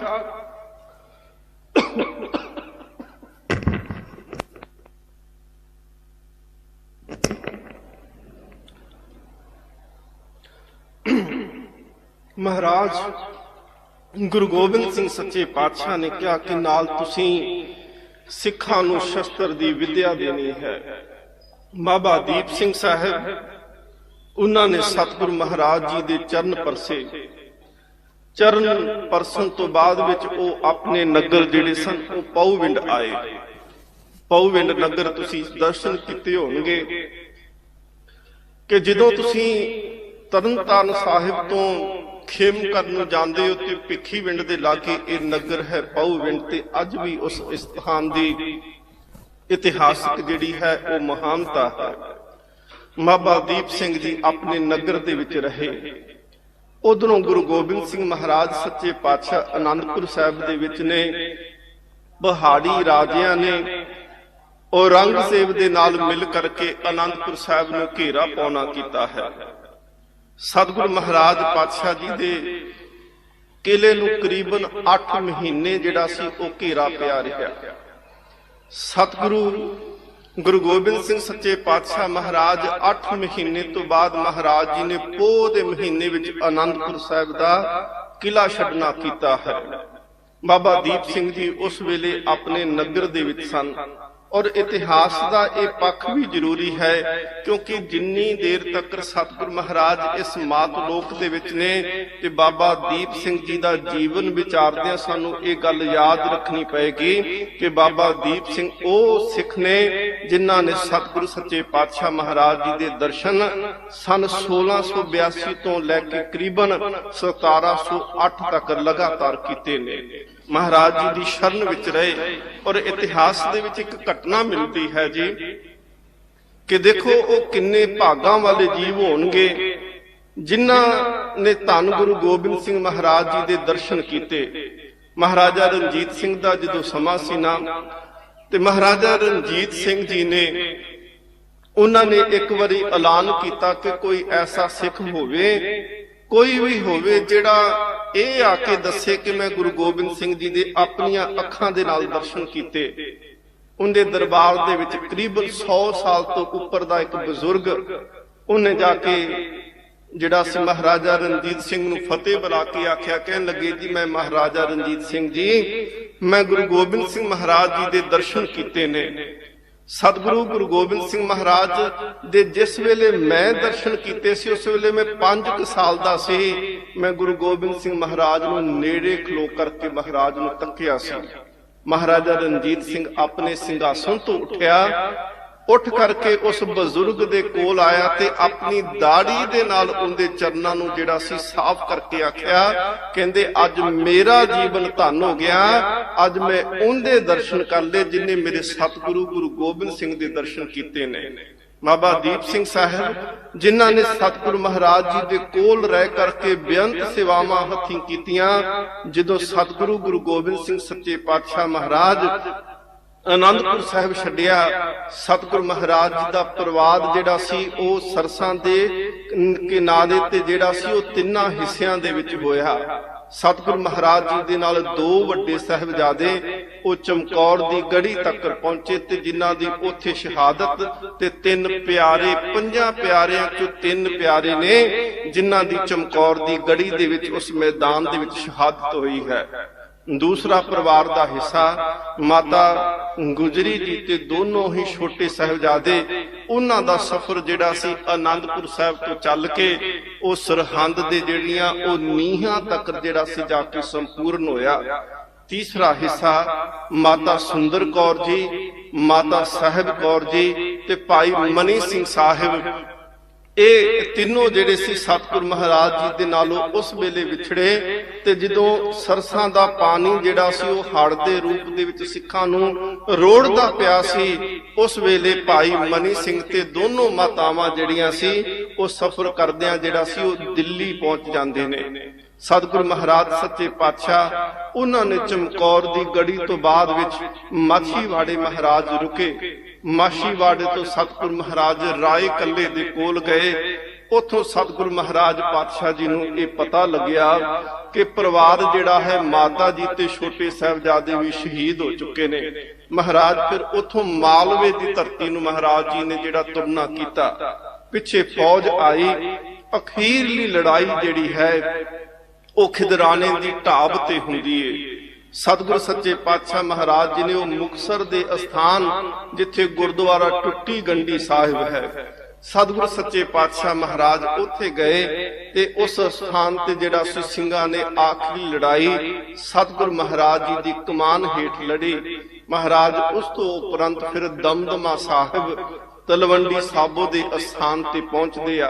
ਇਹ ਟੂਕ ਮਾਤਰ ਇਸ ਕਰਕੇ ਕਿਹਾ ਕਿਉਂਕਿ ਇਹ ਸਫ਼ਰ ਜਿਹੜਾ ਹੈ ਇਹ ਗੁਰੂ ਗੋਬਿੰਦ ਸਿੰਘ ਮਹਾਰਾਜ ਤੋਂ ਬਾਬਾ ਦੀਪ ਸਿੰਘ ਜੀ ਆਨੰਦਪੁਰ ਸਾਹਿਬ ਤੋਂ ਆਪਣੇ ਨਗਰ ਪਉਵਿੰਡ ਆ ਚੁੱਕੇ ਆ ਤੇ ਮਿਲਾਪ ਫਿਰ ਕਿਵੇਂ ਹੋਇਆ ਇਹਦੇ ਵਾਸਤੇ ਇੱਕ ਲੜੀ ਨੂੰ ਜੋੜਨ ਵਾਸਤੇ ਅਸੀਂ ਇਤਿਹਾਸ ਦੇ ਨਾਲ ਚੱਲਾਂਗੇ। ਬਾਬਾ ਦੀਪ ਸਿੰਘ ਸਾਹਿਬ ਉਹ ਆਪਣੇ ਨਗਰ ਦੇ ਵਿੱਚ ਨੇ। ਸਤਿਗੁਰੂ ਮਹਾਰਾਜ ਸੱਚੇ ਪਾਤਸ਼ਾਹ ਉਹ ਤਲਵੰਡੀ ਸਾਬੋ ਦੇ ਸਥਾਨ ਗੁਰਦੁਆਰਾ ਦਮਦਮਾ ਸਾਹਿਬ ਦੇ ਸਥਾਨ ਤੇ ਪਹੁੰਚ ਚੁੱਕੇ ਆ। ਉਧਰੋਂ ਮਾਤਾ ਸਾਹਿਬ ਕੌਰ ਤੇ ਮਾਤਾ ਸੁੰਦਰ ਕੌਰ ਭਾਈ ਮਨੀ ਸਿੰਘ ਸਾਹਿਬ ਜਿਹੜੇ ਸਨ ਉਹ ਵੀ ਦਮਦਮਾ ਸਾਹਿਬ ਦੀ ਧਰਤੀ ਤੇ ਦਿੱਲੀ ਤੋਂ ਆ ਕੇ ਪਹੁੰਚ ਗਏ। ਸਤਿਗੁਰੂ ਮਹਾਰਾਜ ਜੀ ਦੇ ਨਾਲ ਪਰਿਵਾਰ ਦਾ ਫਿਰ ਮਿਲਾਪ ਹੋਇਆ। ਉੱਥੇ ਮਹਾਰਾਜ ਨੂੰ ਪੁੱਛਿਆ ਸੀ ਸੱਚੇ ਪਾਤਸ਼ਾਹ ਮਹਾਰਾਜ ਸਾਹਿਬਜ਼ਾਦੇ ਕੋਈ ਵੀ ਦਿਖਾਈ ਨਹੀਂ ਦਿੰਦਾ, ਤੇ ਮਹਾਰਾਜ ਨੇ ਉੱਥੇ ਬਚਨ ਕਹੇ ਸਨ ਕਿ ਇਨ ਪੁੱਤਰਨ ਕੇ ਸੀਸ ਪਰ ਵਾਰ ਦਿਏ ਸੁਤ ਚਾਰ ਚਾਰ ਮੁਏ ਤੋਂ ਕਿਆ ਹੁਆ ਜੀਵਤ ਕਈ ਹਜ਼ਾਰ। ਸਤਿਗੁਰੂ ਸੱਚੇ ਪਾਤਸ਼ਾਹ ਮਹਾਰਾਜ ਗੁਰੂ ਗੋਬਿੰਦ ਸਿੰਘ ਜੀ ਨੇ ਉੱਥੇ ਦੱਸਿਆ ਕਿ ਆ ਜਿਹੜੇ ਦਿਖਦੇ ਆ ਨਾ ਬੈਠੇ ਹੋਏ, ਮਹਾਰਾਜ ਕਹਿੰਦੇ ਨੇ ਕਿ ਇਹ ਤੁਹਾਡੇ ਹੀ ਹੁਣ ਪੁੱਤਰ ਤੇ ਧੀਆਂ ਨੇ। ਸਤਿਗੁਰੂ ਮਹਾਰਾਜ ਨੂੰ ਉਸ ਵੇਲੇ ਫਿਰ ਸਿੱਖਾਂ ਨੇ ਬੇਨਤੀ ਕੀਤੀ, ਕਹਿਣ ਲੱਗੇ ਸੱਚੇ ਪਾਤਸ਼ਾਹ ਮਹਾਰਾਜ ਬੜਾ ਲੰਮਾ ਸਮਾਂ ਹੋਇਆ, 8 ਮਹੀਨੇ ਆਨੰਦਪੁਰ ਸਾਹਿਬ ਨੂੰ ਘੇਰਾ ਪੈਣਾ। ਸੱਚੇ ਪਾਤਸ਼ਾਹ ਮਹਾਰਾਜ ਸਰਸਾਂ ਦੇ ਕੰਢੇ ਤੇ ਜੰਗ ਹੋਣੀ, ਮਹਾਰਾਜ ਚਮਕੌਰ ਦੀ ਗੜੀ ਦੇ ਵਿੱਚ ਜੰਗ ਹੋਣੀ, ਮਹਾਰਾਜ ਖਿਦਰਾਣੇ ਦੀ ਢਾਬ ਦੇ ਉੱਤੇ ਜੰਗ ਹੋਣੀ। ਸੱਚੇ ਪਾਤਸ਼ਾਹ ਮਹਾਰਾਜ ਜੰਗ ਲੜਦਿਆਂ ਲੜਦਿਆਂ ਬੜਾ ਸਮਾਂ ਹੋ ਗਿਆ, ਕਿਰਪਾ ਕਰੋ ਮਹਾਰਾਜ ਹੁਣ ਜੇ ਦਮ ਮਿਲਿਆ, ਜੇ ਸਾਹ ਮਿਲਿਆ ਤੇ ਕਿਰਪਾ ਕਰੋ ਗੁਰਬਾਣੀ ਦੇ ਅਰਥ ਬੋਧ ਸਾਨੂੰ ਕਰਾਉਣਾ ਕਰੋ। ਸਤਿਗੁਰੂ ਗੁਰੂ ਗੋਬਿੰਦ ਸਿੰਘ ਮਹਾਰਾਜ ਸੱਚੇ ਪਾਤਸ਼ਾਹ ਜੀ ਨੇ ਉਸ ਵੇਲੇ ਸਿੱਖਾਂ ਨੂੰ ਫਿਰ ਜਿਹੜਾ ਸੀ ਕਰਤਾਰਪੁਰ ਸਾਹਿਬ ਭੇਜਿਆ। ਆ ਜਲੰਧਰ ਦੇ ਕੋਲ ਜਿਹੜਾ ਕਰਤਾਰਪੁਰ ਸਾਹਿਬ ਹੈ ਨਾ, ਇੱਥੇ ਧੀਰ ਮੱਲੀਆਂ ਦਾ ਪਰਿਵਾਰ ਅੱਜ ਵੀ ਰਹਿੰਦਾ ਹੈ। ਤੇ ਜਿਹੜਾ ਸਰੂਪ ਭਾਈ ਗੁਰਦਾਸ ਸਾਹਿਬ ਜੀ ਨੇ ਆਪਣੇ ਹੱਥੀਂ ਲਿਖਿਆ, ਜਿਸ ਸਰੂਪ ਨੂੰ ਗੁਰੂ ਅਰਜਨ ਦੇਵ ਮਹਾਰਾਜ ਨੇ ਰਾਮਸਰ ਦੇ ਅਸਥਾਨ ਦੇ ਉੱਤੇ ਲਿਖਵਾਉਣਾ ਕੀਤਾ, ਉਹ ਸਰੂਪ ਜਿਹੜਾ ਹੈ ਅੱਜ ਵੀ ਧੀਰ ਮੱਲੀਆਂ ਦੇ ਕੋਲ ਹੈ। ਸਿੱਖ ਗਏ, ਸਿੱਖਾਂ ਨੇ ਜਾ ਕਰਕੇ ਬਾਬਾ ਧੀਰਮਲ ਜੀ ਨੂੰ ਬੇਨਤੀ ਕੀਤੀ, ਕਹਿਣ ਲੱਗੇ ਬਾਬਾ ਧੀਰਮਲ ਜੀ ਗੁਰੂ ਗੋਬਿੰਦ ਸਿੰਘ ਸਾਹਿਬ ਜੀ ਨੇ ਸਾਨੂੰ ਭੇਜਿਆ ਏ, ਤਲਵੰਡੀ ਸਾਬੋ ਤੋਂ ਚੱਲ ਕੇ ਆਏ ਆ। ਸਤਿਗੁਰੂ ਮਹਾਰਾਜ ਨੇ ਕਿਹਾ ਕਿ ਬਾਣੀ ਦੀ ਬੀੜ ਜਿਹੜੀ ਹੈ ਉਹ ਸਾਨੂੰ ਦਿੱਤੀ ਜਾਵੇ। ਧੀਰਮਲ ਨੇ ਅੱਗੋਂ ਆਕੜਦਿਆਂ ਹੋਇਆਂ, ਹੰਕਾਰ ਕਰਦਿਆਂ ਹੋਇਆਂ ਉਹਨਾਂ ਸਿੱਖਾਂ ਨੂੰ ਆਖਿਆ, ਕਹਿਣ ਲੱਗੇ ਮੈਂ ਬੀੜ ਨਹੀਂ ਦੇਣੀ, ਜਾ ਕੇ ਆਪਣੇ ਗੁਰੂ ਨੂੰ ਕਹੋ ਜੇ ਸੱਚੀ ਮੁੱਚੀ ਦਾ ਗੁਰੂ ਆ ਤੇ ਆਪਣੀ ਬਾਣੀ ਫਿਰ ਆਪ ਲਿਖਾ ਲੇ। ਸਿੱਖਾਂ ਨੇ ਸਤਿਗੁਰੂ ਮਹਾਰਾਜ ਜੀ ਦੇ ਕੋਲ ਗਏ ਤੇ ਜਾ ਕਰਕੇ ਫਿਰ ਉਸੇ ਹੀ ਤਰ੍ਹਾਂ ਦੱਸਿਆ ਸੱਚੇ ਪਾਤਸ਼ਾਹ ਮਹਾਰਾਜ। ਉੱਥੇ ਤਾਂ ਆ ਗੱਲ ਹੋਈ, ਉਹਨੇ ਹੰਕਾਰ ਕਰਦਿਆਂ ਕਿਹਾ ਕਿ ਜੇ ਤੁਹਾਡਾ ਗੁਰੂ ਆ ਤੇ ਆਪਣੇ ਗੁਰੂ ਨੂੰ ਕਹਿ ਕੇ ਬਾਣੀ ਆਪ ਲਿਖਵਾ ਲੈ। ਸਤਿਗੁਰੂ ਮਹਾਰਾਜ ਸੱਚੇ ਪਾਤਸ਼ਾਹ ਨੇ ਕਿਹਾ, ਕਹਿਣ ਲੱਗੇ ਭਾਈ ਮਨੀ ਸਿੰਘ ਸਾਹਿਬ ਜੀ ਤੁਸੀਂ ਜਗ੍ਹਾ ਦੀ ਜਿਹੜੀ ਹੈ ਉਹ ਚੋਣ ਕਰੋ, ਤੁਸੀਂ ਅੱਜ ਵੀ ਜਾਓ ਤਲਵੰਡੀ ਸਾਬੋ ਦੇ ਅਸਥਾਨ ਦੇ ਉੱਪਰ। ਸਤਿਗੁਰੂ ਮਹਾਰਾਜ ਜੀ ਦੇ ਤਖਤ ਦੇ ਦਰਸ਼ਨ ਕਰਨ ਤੋਂ ਪਹਿਲਾਂ ਸੱਜੇ ਪਾਸੇ ਗੁਰਦੁਆਰਾ ਹੈ ਜੀ ਲਿਖਣਸਰ, ਉਸ ਅਸਥਾਨ ਤੇ ਬੈਠ ਕਰਕੇ ਮਹਾਰਾਜ ਜੀ ਨੇ ਗੁਰੂ ਗ੍ਰੰਥ ਸਾਹਿਬ ਮਹਾਰਾਜ ਜੀ ਦੀ ਸੰਪੂਰਨਤਾ ਕਰਾਈ ਸੀ। ਮਹਾਰਾਜ ਸੱਚੇ ਪਾਤਸ਼ਾਹ ਨੇ ਬਾਬਾ ਭਾਈ ਮਨੀ ਸਿੰਘ ਸਾਹਿਬ ਉਹਨਾਂ ਨੂੰ ਜਿਹੜਾ ਸੀ ਉਹ ਮੁੱਖ ਲਖਾਰੀ ਦੇ ਤੌਰ ਤੇ ਨਿਯਤ ਕੀਤਾ ਕਿ ਭਾਈ ਮਨੀ ਸਿੰਘ ਜੀ ਆਪ ਜੀ ਬੀੜ ਲਿਖਣ ਦੀ ਸੇਵਾ ਕਰੋਗੇ, ਸਹਾਇਕ ਦੇ ਤੌਰ ਤੇ ਬਾਬਾ ਦੀਪ ਸਿੰਘ ਜੀ ਨੂੰ ਲਾਉਣਾ ਹੈ। ਤੇ ਸਿੱਖਾਂ ਨੂੰ ਕਿਹਾ ਕਿ ਤੁਸੀਂ ਮਾਝੇ ਜਾਓ, ਪਉਵਿੰਡ ਨਗਰ ਦੇ ਵਿੱਚ ਜਾ ਕਰਕੇ ਤੁਸੀਂ ਬਾਬਾ ਦੀਪ ਸਿੰਘ ਜੀ ਨੂੰ ਕਹਿਣਾ ਕਿ ਗੁਰੂ ਗੋਬਿੰਦ ਸਿੰਘ ਮਹਾਰਾਜ ਯਾਦ ਕਰਦੇ ਨੇ, ਤਲਵੰਡੀ ਸਾਬੋ ਦੇ ਅਸਥਾਨ ਤੇ ਪਹੁੰਚੋ। ਬਾਬਾ ਦੀਪ ਸਿੰਘ ਸਾਹਿਬ ਦੇ ਕੋਲ ਸਿੱਖ ਆਏ। ਉਸ ਵੇਲੇ ਬਾਬਾ ਦੀਪ ਸਿੰਘ ਜੀ ਜਿਹੜੇ ਸਨ ਉਹ ਸਿੱਖਾਂ ਨੂੰ ਬਾਣੀ ਪੜਾਉਂਦੇ ਪਏ ਨੇ। ਜਦੋਂ ਸਿੱਖ ਆਉਂਦੇ ਨੇ, ਬਾਬਾ ਦੀਪ ਸਿੰਘ ਜੀ ਬੜੇ ਸਤਿਕਾਰ ਦੇ ਨਾਲ ਉੱਠ ਕੇ ਖੜੇ ਹੋਏ, ਫਤਿਹ ਬੁਲਾਈ, ਪੁੱਛਿਆ ਕਿ ਦੱਸੋ ਕੀ ਹੁਕਮ, ਕਿੱਥੋਂ ਆਏ?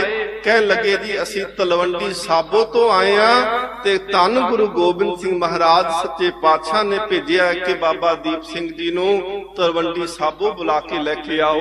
ਬਾਬਾ ਦੀਪ ਸਿੰਘ ਜੀ ਦਾ ਸਿਰ ਸਤਿਕਾਰ ਦੇ ਨਾਲ ਉਹਨਾਂ ਸਿੱਖਾਂ ਦੇ ਅੱਗੇ ਚੁੱਕਿਆ ਕਿ ਤੁਸੀਂ ਮੇਰੇ ਸਤਿਗੁਰੂ ਦੇ ਕੋਲੋਂ ਆਏ ਹੋ। ਸਤਿਗੁਰੂ ਮਹਾਰਾਜ ਜੀ ਦਾ ਹੁਕਮ ਮਿਲਦਿਆਂ ਸਾਰ ਬਾਬਾ ਦੀਪ ਸਿੰਘ ਜੀ ਘੋੜੇ ਤੇ ਸਵਾਰ ਹੋਏ ਤੇ ਉਹਨਾਂ ਸਿੱਖਾਂ ਦੇ ਨਾਲ ਤਲਵੰਡੀ ਸਾਬੋ ਗਏ। ਧੰਨ ਗੁਰੂ ਗੋਬਿੰਦ ਸਿੰਘ ਮਹਾਰਾਜ ਜੀ ਦੇ ਅੱਜ ਲੰਮੇ ਸਮੇਂ ਤੋਂ ਬਾਅਦ ਵਿੱਚ ਦਰਸ਼ਨ ਕੀਤੇ, ਚਰਨਾਂ ਦੇ ਵਿੱਚ ਨਮਸਕਾਰ ਕੀਤੀ। ਧੰਨ ਬਾਬਾ ਦੀਪ ਸਿੰਘ ਸਾਹਿਬ ਸਤਿਗੁਰੂ ਗੁਰੂ ਗੋਬਿੰਦ ਸਿੰਘ ਦੇ ਚਰਨਾਂ 'ਚ ਨਮਸਕਾਰ ਕਰਦੇ ਆ ਤੇ ਗੁਰੂ ਗੋਬਿੰਦ ਸਿੰਘ ਮਹਾਰਾਜ ਉਸ ਵੇਲੇ ਆਖਦੇ, ਬਾਬਾ ਦੀਪ ਸਿੰਘ ਜੀ ਆਪ ਜੀ ਨੇ ਗੁਰਬਾਣੀ ਲਿਖਣ ਦੀ ਸੇਵਾ ਕਰਨੀ ਹੈ, ਭਾਈ ਮਨੀ ਸਿੰਘ ਸਾਹਿਬ ਗ੍ਰੰਥ ਲਿਖਣਗੇ, ਆਪ ਜੀ ਕਾਗਜ਼ ਦਾ ਪ੍ਰਬੰਧ ਕਰਿਓ, ਆਪ ਜੀ ਕਲਮਾਂ ਦਾ ਪ੍ਰਬੰਧ ਕਰਿਓ, ਆਪ ਜੀ ਸ਼ਾਹੀ ਦਾ ਪ੍ਰਬੰਧ ਕਰਿਓ। ਆਪ ਜੀ ਨੇ ਨਾਲ ਸਹਾਇਕ ਦੇ ਤੌਰ ਤੇ ਰਹਿਣਾ ਹੈ। ਹੱਥ ਜੋੜ ਕੇ ਆਖਦੇ ਮਹਾਰਾਜ ਜਿਵੇਂ ਆਪ ਜੀ ਦਾ ਹੁਕਮ। ਇਤਿਹਾਸ ਰਵਾਇਤਾਂ ਇਹ ਗੱਲ ਆਖਦੀਆਂ ਕਿ ਪਹਿਲੇ ਦਿਨ ਜਦੋਂ ਬਾਣੀ ਲਿਖੀ ਗਈ ਤੇ ਸਤਿਗੁਰ ਮਹਾਰਾਜ ਨੇ ਜਿਹੜੀ ਰਾਗ ਰਹਿਤ ਜਿੰਨੀ ਬਾਣੀ ਹੈ ਸੋਹਲੇ ਸਾਹਿਬ ਦੇ ਤੱਕ ਮਹਾਰਾਜ ਨੇ ਪਹਿਲੇ ਦਿਨ ਜਿਹੜਾ ਸੀ ਉਹ ਸਮੁੱਚੀ ਬਾਣੀ ਲਿਖਵਾਈ। ਸਤਿਗੁਰ ਮਹਾਰਾਜ ਜੀ ਨੇ ਦਿਨੇ ਬਾਣੀ ਲਿਖਵਾਉਣੀ ਤੇ ਸਤਿਗੁਰ ਮਹਾਰਾਜ ਨੇ ਸ਼ਾਮ ਦੇ ਸਮੇਂ ਤੇ ਉਸ ਬਾਣੀ ਦੇ ਅਰਥ ਕਰਾਉਣੇ। ਇਤਿਹਾਸ ਇਹ ਗੱਲ ਕਹਿੰਦਾ ਹੈ ਕਿ 48 ਸਿੰਘ ਸਨ ਜਿਨ੍ਹਾਂ ਨੇ ਸਤਿਗੁਰ ਮਹਾਰਾਜ ਜੀ ਤੋਂ ਉਸ ਵੇਲੇ ਸੰਥਿਆ ਪ੍ਰਾਪਤ ਕੀਤੀ। ਸਤਿਗੁਰ ਮਹਾਰਾਜ ਸੱਚੇ ਪਾਤਸ਼ਾਹ ਤੋਂ ਗੁਰਬਾਣੀ ਦੇ ਅਰਥ ਪੜ੍ਹੇ ਤੇ ਉਹਨਾਂ ਦੇ ਵਿੱਚ ਮੁੱਖ ਤੌਰ ਤੇ ਦੋ ਸ੍ਰੇਸ਼ਟ ਮਹਾਨ ਯੋਧੇ ਭਾਈ ਮਨੀ ਸਿੰਘ ਸਾਹਿਬ ਤੇ ਬਾਬਾ ਦੀਪ ਸਿੰਘ ਸਾਹਿਬ ਜਿਨ੍ਹਾਂ ਨੇ ਸਤਿਗੁਰ ਮਹਾਰਾਜ ਤੋਂ ਅਰਥ ਬੋਧ ਪੜ੍ਹ ਕੇ ਉਸ ਵੇਲੇ ਮਹਾਰਾਜ ਜੀ ਦਾ ਹੁਕਮ ਮੰਨ ਕੇ ਤੇ ਗੁਰਬਾਣੀ ਸੰਥਿਆ ਦੀ ਟਕਸਾਲ ਆਰੰਭ ਕੀਤੀ। ਅੱਜ ਵੀ ਭਾਈ ਮਨੀ ਸਿੰਘ ਸਾਹਿਬ ਦੀ ਟਕਸਾਲ ਸੱਤੋ ਕੀ ਗਲੀ ਅੰਮ੍ਰਿਤਸਰ ਚੱਲਦੀ ਹੈ ਤੇ ਦੂਸਰੀ ਟਕਸਾਲ ਜਿਹੜੀ ਹੈ ਉਹ ਧੰਨ ਧੰਨ ਬਾਬਾ ਦੀਪ ਸਿੰਘ ਸਾਹਿਬ ਜੀ ਦੀ ਟਕਸਾਲ ਜਿਹਨੂੰ ਅੱਜ ਵੀ ਅਸੀਂ ਦਮਦਮੀ ਟਕਸਾਲ ਕਹਿ ਕੇ ਸਤਿਕਾਰਦੇ ਹਾਂ। ਬਾਬਾ ਦੀਪ ਸਿੰਘ ਸਾਹਿਬ ਉਹਨਾਂ ਨੇ ਨਾਲ ਸਹਾਇਕ ਦੇ ਤੌਰ ਤੇ ਸੇਵਾ ਕੀਤੀ। ਬਾਣੀ ਦੇ ਵਿੱਚ ਇੱਕ ਬਚਨ ਅਸੀਂ ਪੜ੍ਹਦੇ ਹਾਂ ਜੀ। ਮਹਾਰਾਜ ਕਹਿੰਦੇ ਨੇ ਦੇਖੋ ਇਹ 5 ਧਨ ਨੇ ਤੇ ਇਹਨਾਂ ਦੇ ਅੱਗੇ ਸਿਰ ਝੁਕ ਜਾਂਦਾ ਏ। ਮਹਾਰਾਜ ਉਹ ਕਿਹੜੇ 5? ਸਤਿਗੁਰ ਮਹਾਰਾਜ ਸੱਚੇ ਪਾਤਸ਼ਾਹ ਆਖਦੇ ਨੇ ਧਨ ਸੋ ਕਾਗਦ ਕਲਮ ਧਨ, ਧਨ ਭਾਂਡਾ ਧਨ ਮਸ, ਧਨ ਲਿਖਾਰੀ ਨਾਨਕਾ ਜਿਨ ਨਾਮ ਲਿਖਾਇਆ ਸੱਚ। ਸਤਿਗੁਰ ਮਹਾਰਾਜ ਪਾਤਸ਼ਾਹ ਕਹਿੰਦੇ ਨੇ ਕਿ ਉਹ ਕਾਗਜ਼ ਧਨ ਹੈ ਜਿਸ ਕਾਗਜ਼ ਦੇ ਉੱਪਰ ਸਤਿਗੁਰ ਮਹਾਰਾਜ ਜੀ ਨੇ ਸ਼ਬਦ ਲਿਖੇ ਹਨ। ਸਤਿਗੁਰ ਮਹਾਰਾਜ ਕਹਿੰਦੇ ਨੇ ਧਨ ਸੋ ਕਾਗਜ਼ ਕਲਮ ਧਨ ਤੇ ਉਹ ਕਲਮਾਂ ਵੀ ਧਨ ਨੇ ਜਿਨ੍ਹਾਂ ਕਲਮਾਂ ਦੇ ਨਾਲ ਗੁਰਬਾਣੀ ਲਿਖੀ ਗਈ, ਪਰਮਾਤਮਾ ਦੀ ਵਡਿਆਈ ਕੀਤੀ ਗਈ। ਧਨ ਭਾਂਡਾ ਧਨ ਮਸ ਤੇ ਉਹ ਭਾਂਡਾ ਵੀ ਧਨ ਜਿੰਦੇ ਵਿੱਚ ਉਹ ਸ਼ਾਹੀ ਧਨ ਘੋਲ ਕੇ ਤੇ ਸਤਿਗੁਰ ਮਹਾਰਾਜ ਜੀ ਨੇ ਬਾਣੀ ਲਿਖਵਾਈ। ਤੇ ਮਹਾਰਾਜ ਕਹਿੰਦੇ ਧਨ ਲਿਖਾਰੀ ਨਾਨਕਾ ਜਿਨ ਨਾਮ ਲਿਖਾਇਆ ਸੱਚ। ਮਹਾਰਾਜ ਕਹਿੰਦੇ ਉਹ ਲਿਖਣ ਵਾਲਾ ਵੀ ਧਨ ਹੈ। ਇਹ ਦੋਨੋਂ ਮਹਾਨ ਯੋਧੇ ਕੌਮ ਦੇ ਮਹਾਨ ਸ਼ਹੀਦ ਜਿਨ੍ਹਾਂ ਨੇ ਅੱਗੇ ਜਾ ਕੇ ਸ਼ਹਾਦਤਾਂ ਪ੍ਰਾਪਤ ਕਰਨੀਆਂ, ਇਹ ਦੋਨੋਂ ਹੀ ਮਹਾਨ ਯੋਧੇ ਜਿਹੜੇ ਨੇ ਇਹ ਸਤਿਗੁਰ ਮਹਾਰਾਜ ਜੀ ਦੇ ਚਰਨਾਂ ਵਿੱਚ ਲਿਖ ਕੇ ਬਾਣੀ ਦੀ ਜਿਹੜੀ ਸੇਵਾ ਕਰਦੇ ਪਏ ਨੇ। ਇਤਿਹਾਸ ਕਹਿੰਦਾ ਹੈ ਕਿ ਜਿਸ ਦਿਨ ਗੁਰੂ ਗ੍ਰੰਥ ਸਾਹਿਬ ਮਹਾਰਾਜ ਜੀ ਦੀ ਬਾਣੀ ਦੀ ਸੰਪੂਰਨਤਾ ਹੋਈ ਹੈ, ਤੁਹਾਨੂੰ ਇਹ ਗੱਲ ਦਾ ਪਤਾ ਹੋਵੇਗਾ ਕਿ ਜਿਹੜੀ ਪਹਿਲੀ ਬੀੜ ਹੈ ਜਿਹਨੂੰ ਧੀਰ ਮੱਲੀਆਂ ਦੀ ਬੀੜ ਆਖਦੇ ਨੇ, ਉਸ ਬੀੜ ਦੇ ਵਿੱਚ ਗੁਰੂ ਅਰਜਨ ਦੇਵ ਮਹਾਰਾਜ ਜੀ ਦੀ ਬਾਣੀ ਸ਼ਾਮਲ ਨਹੀਂ ਹੈ। ਗੁਰੂ ਗੋਬਿੰਦ ਸਿੰਘ ਮਹਾਰਾਜ ਜੀ ਨੇ ਆਪਣੇ ਹੱਥੀਂ ਤਲਵੰਡੀ ਸਾਬੋ ਦੇ ਅਸਥਾਨ ਤੇ ਮਹਾਰਾਜ ਨੇ ਧੰਨ ਗੁਰੂ ਤੇਗ ਬਹਾਦਰ ਮਹਾਰਾਜ ਜੀ ਦੀ ਬਾਣੀ ਸ਼ਾਮਲ ਕੀਤੀ। 59 ਸ਼ਬਦ ਤੇ 57 ਸ਼ਲੋਕ ਧੰਨ ਗੁਰੂ ਤੇਗ ਬਹਾਦਰ ਮਹਾਰਾਜ ਜੀ ਦੇ ਆਪ ਦਰਜ ਕੀਤੇ। ਤੇ ਜਦੋਂ ਗੁਰੂ ਗ੍ਰੰਥ ਸਾਹਿਬ ਮਹਾਰਾਜ ਜੀ ਦੀ ਸੰਪਾਦਨਾ ਪਹਿਲੀ ਸੰਪਾਦਨਾ ਗੁਰੂ ਅਰਜਨ ਦੇਵ ਮਹਾਰਾਜ ਨੇ 1604 ਦੇ ਵਿੱਚ ਕਰਵਾਈ ਤੇ 102 ਸਾਲ ਬਾਅਦ ਸਨ 1706 ਦੇ ਵਿੱਚ ਧੰਨ ਗੁਰੂ ਗੋਬਿੰਦ ਸਿੰਘ ਮਹਾਰਾਜ ਨੇ ਉਹ ਸੰਪਾਦਨਾ ਨੂੰ ਕਰਾਉਂਦਿਆਂ ਦੁਬਾਰਾ ਮਹਾਰਾਜ ਨੇ ਗੁਰੂ ਤੇਗ ਬਹਾਦਰ ਮਹਾਰਾਜ ਜੀ ਦੀ ਬਾਣੀ ਵਿੱਚ ਸ਼ਾਮਲ ਕੀਤੀ। ਤੇ ਸੱਚੇ ਪਾਤਸ਼ਾਹ ਮਹਾਰਾਜ ਜੀ ਨੇ ਜਦੋਂ ਸੰਪਾਦਨਾ ਸੰਪੂਰਨ ਹੋਈ, ਉਸ ਗ੍ਰੰਥ ਦਾ ਪਾਠ ਕੀਤਾ ਗਿਆ, ਉਸ ਗ੍ਰੰਥ ਨੂੰ ਜਦੋਂ ਪ੍ਰਕਾਸ਼ ਕੀਤਾ ਤੇ ਉਸ ਵੇਲੇ ਜਿਹੜਾ ਹੁਕਮਨਾਮਾ ਆਇਆ ਸੀ ਉਹ ਸੀ ਟੋਡੀ ਮਹੱਲਾ 5ਵਾਂ। ਸਤਿਗੁਰ ਆਇਓ ਸਰਨ ਤੁਹਾਰੀ, ਮਿਲੇ ਸੂਖ ਨਾਮ ਹਰ ਸੋਭਾ ਚਿੰਤਾ ਲਾਹੇ ਹਮਾਰੀ। ਅਵਰ ਨ ਸੂਝੇ ਦੂਜੀ ਠਾਹਰ, ਹਾਰ ਪਰਿਓ ਤੋਂ ਦੁਆਰੀ। ਲੇਖਾ ਛੋੜ ਅਲੇਖੇ ਛੁਟੇ ਹਮ ਨਿਰਗੁਣ ਲੇਹ ਉਭਾਰੀ। ਸਦ ਬਖਸ਼ਿੰਦ ਸਦਾ ਮਿਹਰਵਾਨਾ ਸਭਨਾ ਦੇ ਆਧਾਰੀ। ਨਾਨਕ ਦਾਸ ਸੰਤ ਪਾਛੇ ਪਰਿਓ, ਰਾਖ ਲਿਹੋ ਇਹ ਬਾਰੀ। ਇਹ ਹੁਕਮਨਾਮਾ ਉਸ ਵੇਲੇ ਆਇਆ ਜਦੋਂ ਸੰਪੂਰਨਤਾ ਹੋ ਚੁੱਕੀ ਹੈ, ਹੁਕਮਨਾਮਾ ਹੋ ਚੁੱਕਾ ਹੈ। ਧੰਨ ਭਾਈ ਮਨੀ ਸਿੰਘ ਸਾਹਿਬ ਤੇ ਬਾਬਾ ਦੀਪ ਸਿੰਘ ਸਾਹਿਬ ਉਹ ਸਤਿਗੁਰ ਮਹਾਰਾਜ ਜੀ ਦੇ ਚਰਨਾਂ ਵਿੱਚ ਖੜੇ ਹੋਏ। ਸਤਿਗੁਰ ਮਹਾਰਾਜ ਸੱਚੇ ਪਾਤਸ਼ਾਹ ਨੇ ਕਿਹਾ ਕਿ ਸਿੱਖੋ ਅਸੀਂ ਤੁਹਾਡੇ ਤੇ ਨਿਹਾਲ ਹਾਂ, ਤੁਸੀਂ ਜੋ ਮੰਗਣਾ ਚਾਹੁੰਦੇ ਹੋ ਉਹ ਮੰਗ ਲਵੋ। ਭਾਈ ਮਨੀ ਸਿੰਘ ਜੀ ਨੇ ਹੱਥ ਜੋੜ ਕੇ ਆਖਿਆ, ਸਤਿਗੁਰੂ ਇੱਕ ਕਿਰਪਾ ਕਰਿਓ ਕਿ ਸਿੱਖੀ ਜਿਹੜੀ ਹੈ ਉਹ ਨਿਭ ਜਾਏ। ਪ੍ਰਣਾਮ ਕਰੋ ਉਸ ਗੁਰਸਿੱਖ ਨੂੰ ਜਿੰਦਾ ਸਾਰੇ ਦਾ ਸਾਰਾ ਪਰਿਵਾਰ ਜਿਹੜਾ ਹੈ ਉਹਨੇ ਸ਼ਹਾਦਤ ਦਾ ਜਾਮ ਪੀਤਾ ਹੈ। ਇੱਕੋ ਪਰਿਵਾਰ ਦੇ 29 ਜੀ ਨੇ ਜਿਨ੍ਹਾਂ ਨੇ ਸ਼ਹੀਦੀ ਦੇ ਜਾਮ ਪੀਤੇ ਨੇ। ਭਾਈ ਮਨੀ ਸਿੰਘ ਸਾਹਿਬ ਆਖਦੇ ਨੇ, ਸਤਿਗੁਰੂ ਕਿਰਪਾ ਕਰਿਓ ਸਿੱਖੀ ਨਿਭੇ। ਤੇ ਧੰਨ ਗੁਰੂ ਗੋਬਿੰਦ ਸਿੰਘ ਮਹਾਰਾਜ ਕਹਿੰਦੇ ਨੇ, ਬੰਦ ਤਾਂ ਕੱਟਿਆ ਜਾ ਸਕਦਾ ਹੈ, ਭਾਈ ਮਨੀ ਸਿੰਘ ਸਾਹਿਬ ਜੀ ਤੁਹਾਡੀ ਸਿੱਖੀ ਕੋਈ ਨਹੀਂ ਖੋ ਸਕਦਾ। ਯਾਦ ਕਰੋ ਇਤਿਹਾਸ ਨੂੰ ਕਿ ਜਿਸ ਵੇਲੇ ਅੰਮ੍ਰਿਤਸਰ ਭਾਈ ਮਨੀ ਸਿੰਘ ਸਾਹਿਬ ਜਿਹੜੇ ਸਨ ਇੱਥੋਂ ਦੇ ਮੁੱਖ ਗ੍ਰੰਥੀ ਸਨ, ਇਹਨਾਂ ਨੇ ਕਿਹਾ ਕਿ ਅਸੀਂ ਦੀਵਾਲੀ ਮਨਾਉਣੀ, ਸਿੱਖ ਇਕੱਠੇ ਕਰਨੇ। ਸਰਕਾਰ ਨੇ ਇਜਾਜ਼ਤ ਦਿੱਤੀ। ਪਲਟ ਕੇ ਜਿਹੜਾ ਸੀ ਉਹ ਸਿੱਖਾਂ ਨੂੰ ਖਤਮ ਕਰਨ ਦੀ ਨੀਤ ਦੇ ਨਾਲ ਹਮਲਾ ਵੀ ਕੀਤਾ। ਭਾਈ ਮਨੀ ਸਿੰਘ ਸਾਹਿਬ ਨੇ ਸਿੱਖਾਂ ਨੂੰ ਰੋਕਿਆ। ਬਹੁਤ ਸਾਰੇ ਸਿੱਖ ਜਿਹੜੇ ਸਨ ਉਹ ਸ਼ਹੀਦ ਵੀ ਹੋ ਚੁੱਕੇ ਸੀ। ਉਪਰੰਤ ਇਹਨਾਂ ਨੇ ਕਿਹਾ ਕਿ ਇੰਨਾ ਟੈਕਸ ਤੁਹਾਡੇ ਲਈ ਬਣਦਾ, ਤੁਸੀਂ ਵਾਅਦਾ ਕੀਤਾ ਸੀ ਭਾਈ ਮਨੀ ਸਿੰਘ, ਇਹ ਟੈਕਸ ਸਰਕਾਰ ਦੇ ਖਾਤੇ ਵਿੱਚ ਜਮਾ ਕਰਾਓ। ਭਾਈ ਮਨੀ ਸਿੰਘ ਸਾਹਿਬ ਨੇ ਕਿਹਾ ਸੀ, ਕਹਿਣ ਲੱਗੇ ਅਸੀਂ ਸਮਾਗਮ ਨਹੀਂ ਕਰ ਸਕੇ, ਫਿਰ ਪੈਸਾ ਕਾਹਦਾ। ਭਾਈ ਮਨੀ ਸਿੰਘ ਸਾਹਿਬ ਨੂੰ ਉਸ ਵੇਲੇ ਉਹਨਾਂ ਨੇ ਸ਼ਹੀਦ ਕਰਨ ਦੇ ਮਨਸ਼ੇ ਦੇ ਨਾਲ ਕਹਿ ਦਿੱਤਾ ਕਿ ਤੁਹਾਡਾ ਫਿਰ ਬੰਦ ਕੱਟਿਆ ਜਾਏਗਾ। ਭਾਈ ਮਨੀ ਸਿੰਘ ਸਾਹਿਬ ਕਹਿੰਦੇ ਨੇ, ਮੈਨੂੰ ਪਰਵਾਹ ਕੋਈ ਗੱਲ ਦੀ ਨਹੀਂ। ਜਦੋਂ ਕਹਿੰਦੇ ਨੇ ਜਲਾਦ ਉਹ ਟੋਕਾ ਲੈ ਕਰਕੇ ਭਾਈ ਮਨੀ ਸਿੰਘ ਦੇ ਸਾਹਮਣੇ ਆਇਆ, ਉਹ ਟੋਕਾ ਤਿੱਖਾ ਇੱਕ ਪਾਸੇ ਕਰਦਾ ਪਿਆ ਏ ਤੇ ਦੂਸਰੇ ਪਾਸੇ ਆਂਦਾ, ਕਹਿੰਦਾ ਬਾਬਾ ਦੇਖ ਆ ਤੇਰੀ ਉਮਰ 90 ਤੋਂ ਉੱਪਰ ਪਹੁੰਚ ਚੁੱਕੀ ਆ ਦਾੜਾ ਤੇਰਾ ਦੁੱਧ ਨਾਲੋਂ ਚਿੱਟਾ ਹੋ ਚੁੱਕਿਆ ਏ। ਭਾਈ ਮਨੀ ਸਿੰਘ ਸਾਹਿਬ ਨੂੰ ਜਲਾਦ ਆਖਦਾ ਏ, ਜ਼ਿੰਦਗੀ ਬਚਾ ਲਾ, 4 ਦਿਨ ਸੁੱਖ ਦੇ ਬਤੀਤ ਕਰ ਲਾ, ਮਨੁੱਖਾ ਸਰੀਰ ਬਾਰ-ਬਾਰ ਨਹੀਂ ਮਿਲਦਾ। ਭਾਈ ਮਨੀ ਸਿੰਘ ਸਾਹਿਬ ਜੀ ਦਾ ਉੱਤਰ ਸੀ, ਕਹਿਣ ਲੱਗੇ ਇਹ ਮਨੁੱਖਾ ਸਰੀਰ ਤਾਂ ਦੁਬਾਰਾ ਮਿਲ ਸਕਦਾ ਹੈ, ਪਰ ਸੱਚ ਕਰਕੇ ਜਾਣੀ ਸਿੱਖੀ ਦੁਬਾਰਾ ਨਹੀਂ ਮਿਲਣੀ। ਤੈਨੂੰ ਜਿਹੜਾ ਹੁਕਮ ਹੋਇਆ ਹੈ ਤੂੰ ਆਪਣਾ ਹੁਕਮ ਨਿਭਾ। ਉਹ ਕਹਿੰਦੇ ਤੈਨੂੰ ਮਿਲਣਾ ਕੀ ਇਹਦੇ ਵਿੱਚੋਂ? ਕਹਿੰਦਾ ਮੈਂ ਤੇਰੇ ਸਰੀਰ ਦੇ ਟੁਕੜੇ ਕਰਾਂਗਾ। ਜਲਾਦ ਆਖਦਾ ਹੈ ਤੇਰੇ ਸਰੀਰ ਦੇ ਟੁਕੜੇ ਕਰਾਂਗਾ ਤੇ ਮੈਨੂੰ ਟੋਕਰੀ ਦੇ ਵਿੱਚ ਪਏ ਹੋਏ ਟੁਕੜਿਆਂ ਨੂੰ ਦੇਖ ਕੇ ਹਕੂਮਤ ਜਿਹੜੀ ਹੈ ਉਹ ਆਟਾ ਟੋਕਰੇ ਦਾ ਦੇ ਦੇਵੇਗੀ। ਤੇ ਸਤਿਗੁਰੂ ਮਹਾਰਾਜ ਜੀ ਨੇ ਸਿੱਖ ਨੂੰ ਪੁੱਛਦਾ ਏ ਕਿ ਤੈਨੂੰ ਕੀ ਮਿਲੇਗਾ? ਕਹਿੰਦੇ ਮੇਰੇ ਇਸ ਸਰੀਰ ਦੇ ਟੁਕੜਿਆਂ ਨੂੰ ਵੇਖ ਕੇ ਕੌਮ ਦੇ ਵਿੱਚ ਨਵੀਂ ਜਿੰਦ ਜਾਨ ਪਵੇਗੀ। ਭਾਈ ਮਨੀ ਸਿੰਘ ਸਾਹਿਬ ਦੇ ਜਦੋਂ ਟੋਕਾ ਚੱਲਣ ਲੱਗਿਆ ਜੀ, ਪਹਿਲਾਂ ਉਹਨੇ ਗੁੱਟ ਤੋਂ ਮਾਰਨ ਲੱਗਿਆ।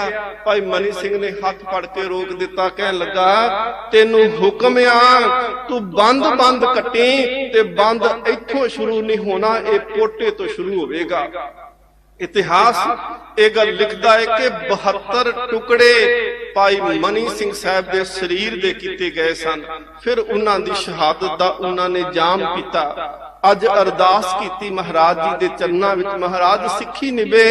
ਤੇ ਗੁਰੂ ਗੋਬਿੰਦ ਸਿੰਘ ਸੱਚੇ ਪਾਤਸ਼ਾਹ ਕਹਿੰਦੇ ਨੇ, ਬੰਦ ਕੱਟ ਕੇ ਵੀ ਕੋਈ ਤੈਨੂੰ ਸਿੱਖੀ ਤੋਂ ਦੂਰ ਨਹੀਂ ਕਰ ਸਕਦਾ। ਬਾਬਾ ਦੀਪ ਸਿੰਘ ਅੱਗੇ ਹੋਏ, ਹੱਥ ਜੋੜ ਕੇ ਆਖਦੇ, ਮਹਾਰਾਜ ਮੇਰੀ ਵੀ ਨਿਭ ਜਾਏ। ਤੇ ਸਤਿਗੁਰੂ ਮਹਾਰਾਜ ਕਹਿੰਦੇ, ਤੂੰ ਤੇ ਸਾਡਾ ਪਿਆਰਾ ਸਿੱਖ, ਤੇਰੇ ਬੋਲਾਂ ਵਿੱਚ ਇੰਨੀ ਤਾਕਤ ਹੋਵੇਗੀ, ਜੋ ਤੂੰ ਕਹਿ ਦਵੇਂਗਾ ਉਹ ਪੂਰਾ ਹੋ ਜਾਵੇਗਾ। ਜਿੱਦਨ ਤੂੰ ਕੋਈ ਪ੍ਰਣ ਕਰਕੇ ਤੁਰੇਗਾ, ਮੌਤ ਵੀ ਆ ਸਕਦੀ ਆ, ਪਰ ਤੇਰੇ ਪ੍ਰਣ ਕਦੀ ਨਹੀਂ ਟੁੱਟਣਗੇ। ਇਹ ਗੁਰੂ ਗੋਬਿੰਦ ਸਿੰਘ ਦੀ ਆਸੀਸ ਹੈ। ਮਹਾਰਾਜ ਕਹਿੰਦੇ ਨੇ, ਸਿਰ ਲੱਥ ਸਕਦਾ ਏ, ਤੇਰੇ ਪ੍ਰਣ ਝੂਠੇ ਨਹੀਂ ਹੋ ਸਕਦੇ।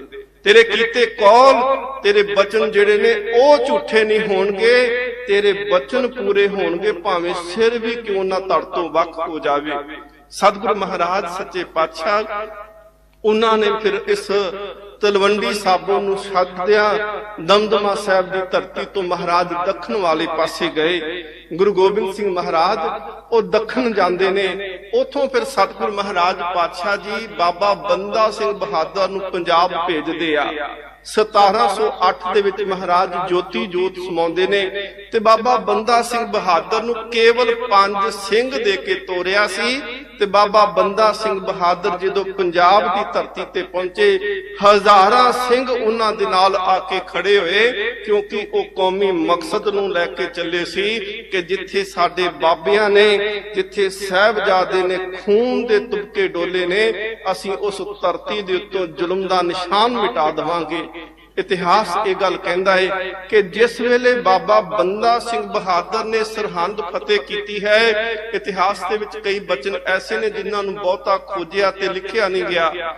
ਬਾਬਾ ਦੀਪ ਸਿੰਘ ਸਾਹਿਬ ਉਸ ਜੰਗ ਜਿਹੜੀ ਚਮਕੌਰ ਨੂੰ, ਜਿਹੜੀ ਉਸ ਸਰਹੰਦ ਨੂੰ ਸੋਧਣ ਵੇਲੇ ਕੀਤੀ ਗਈ, ਬਾਬਾ ਬੰਦਾ ਸਿੰਘ ਬਹਾਦਰ ਨਾਲ ਮੋਢਾ ਜੋੜ ਕੇ ਲੜੇ ਤੇ ਉਸ ਜੰਗ ਦੇ ਵਿੱਚ ਬਾਬਾ ਦੀਪ ਸਿੰਘ ਸਾਹਿਬ ਦਾ ਇੱਕ ਦੰਦ ਵੀ ਟੁੱਟਿਆ ਹੈ।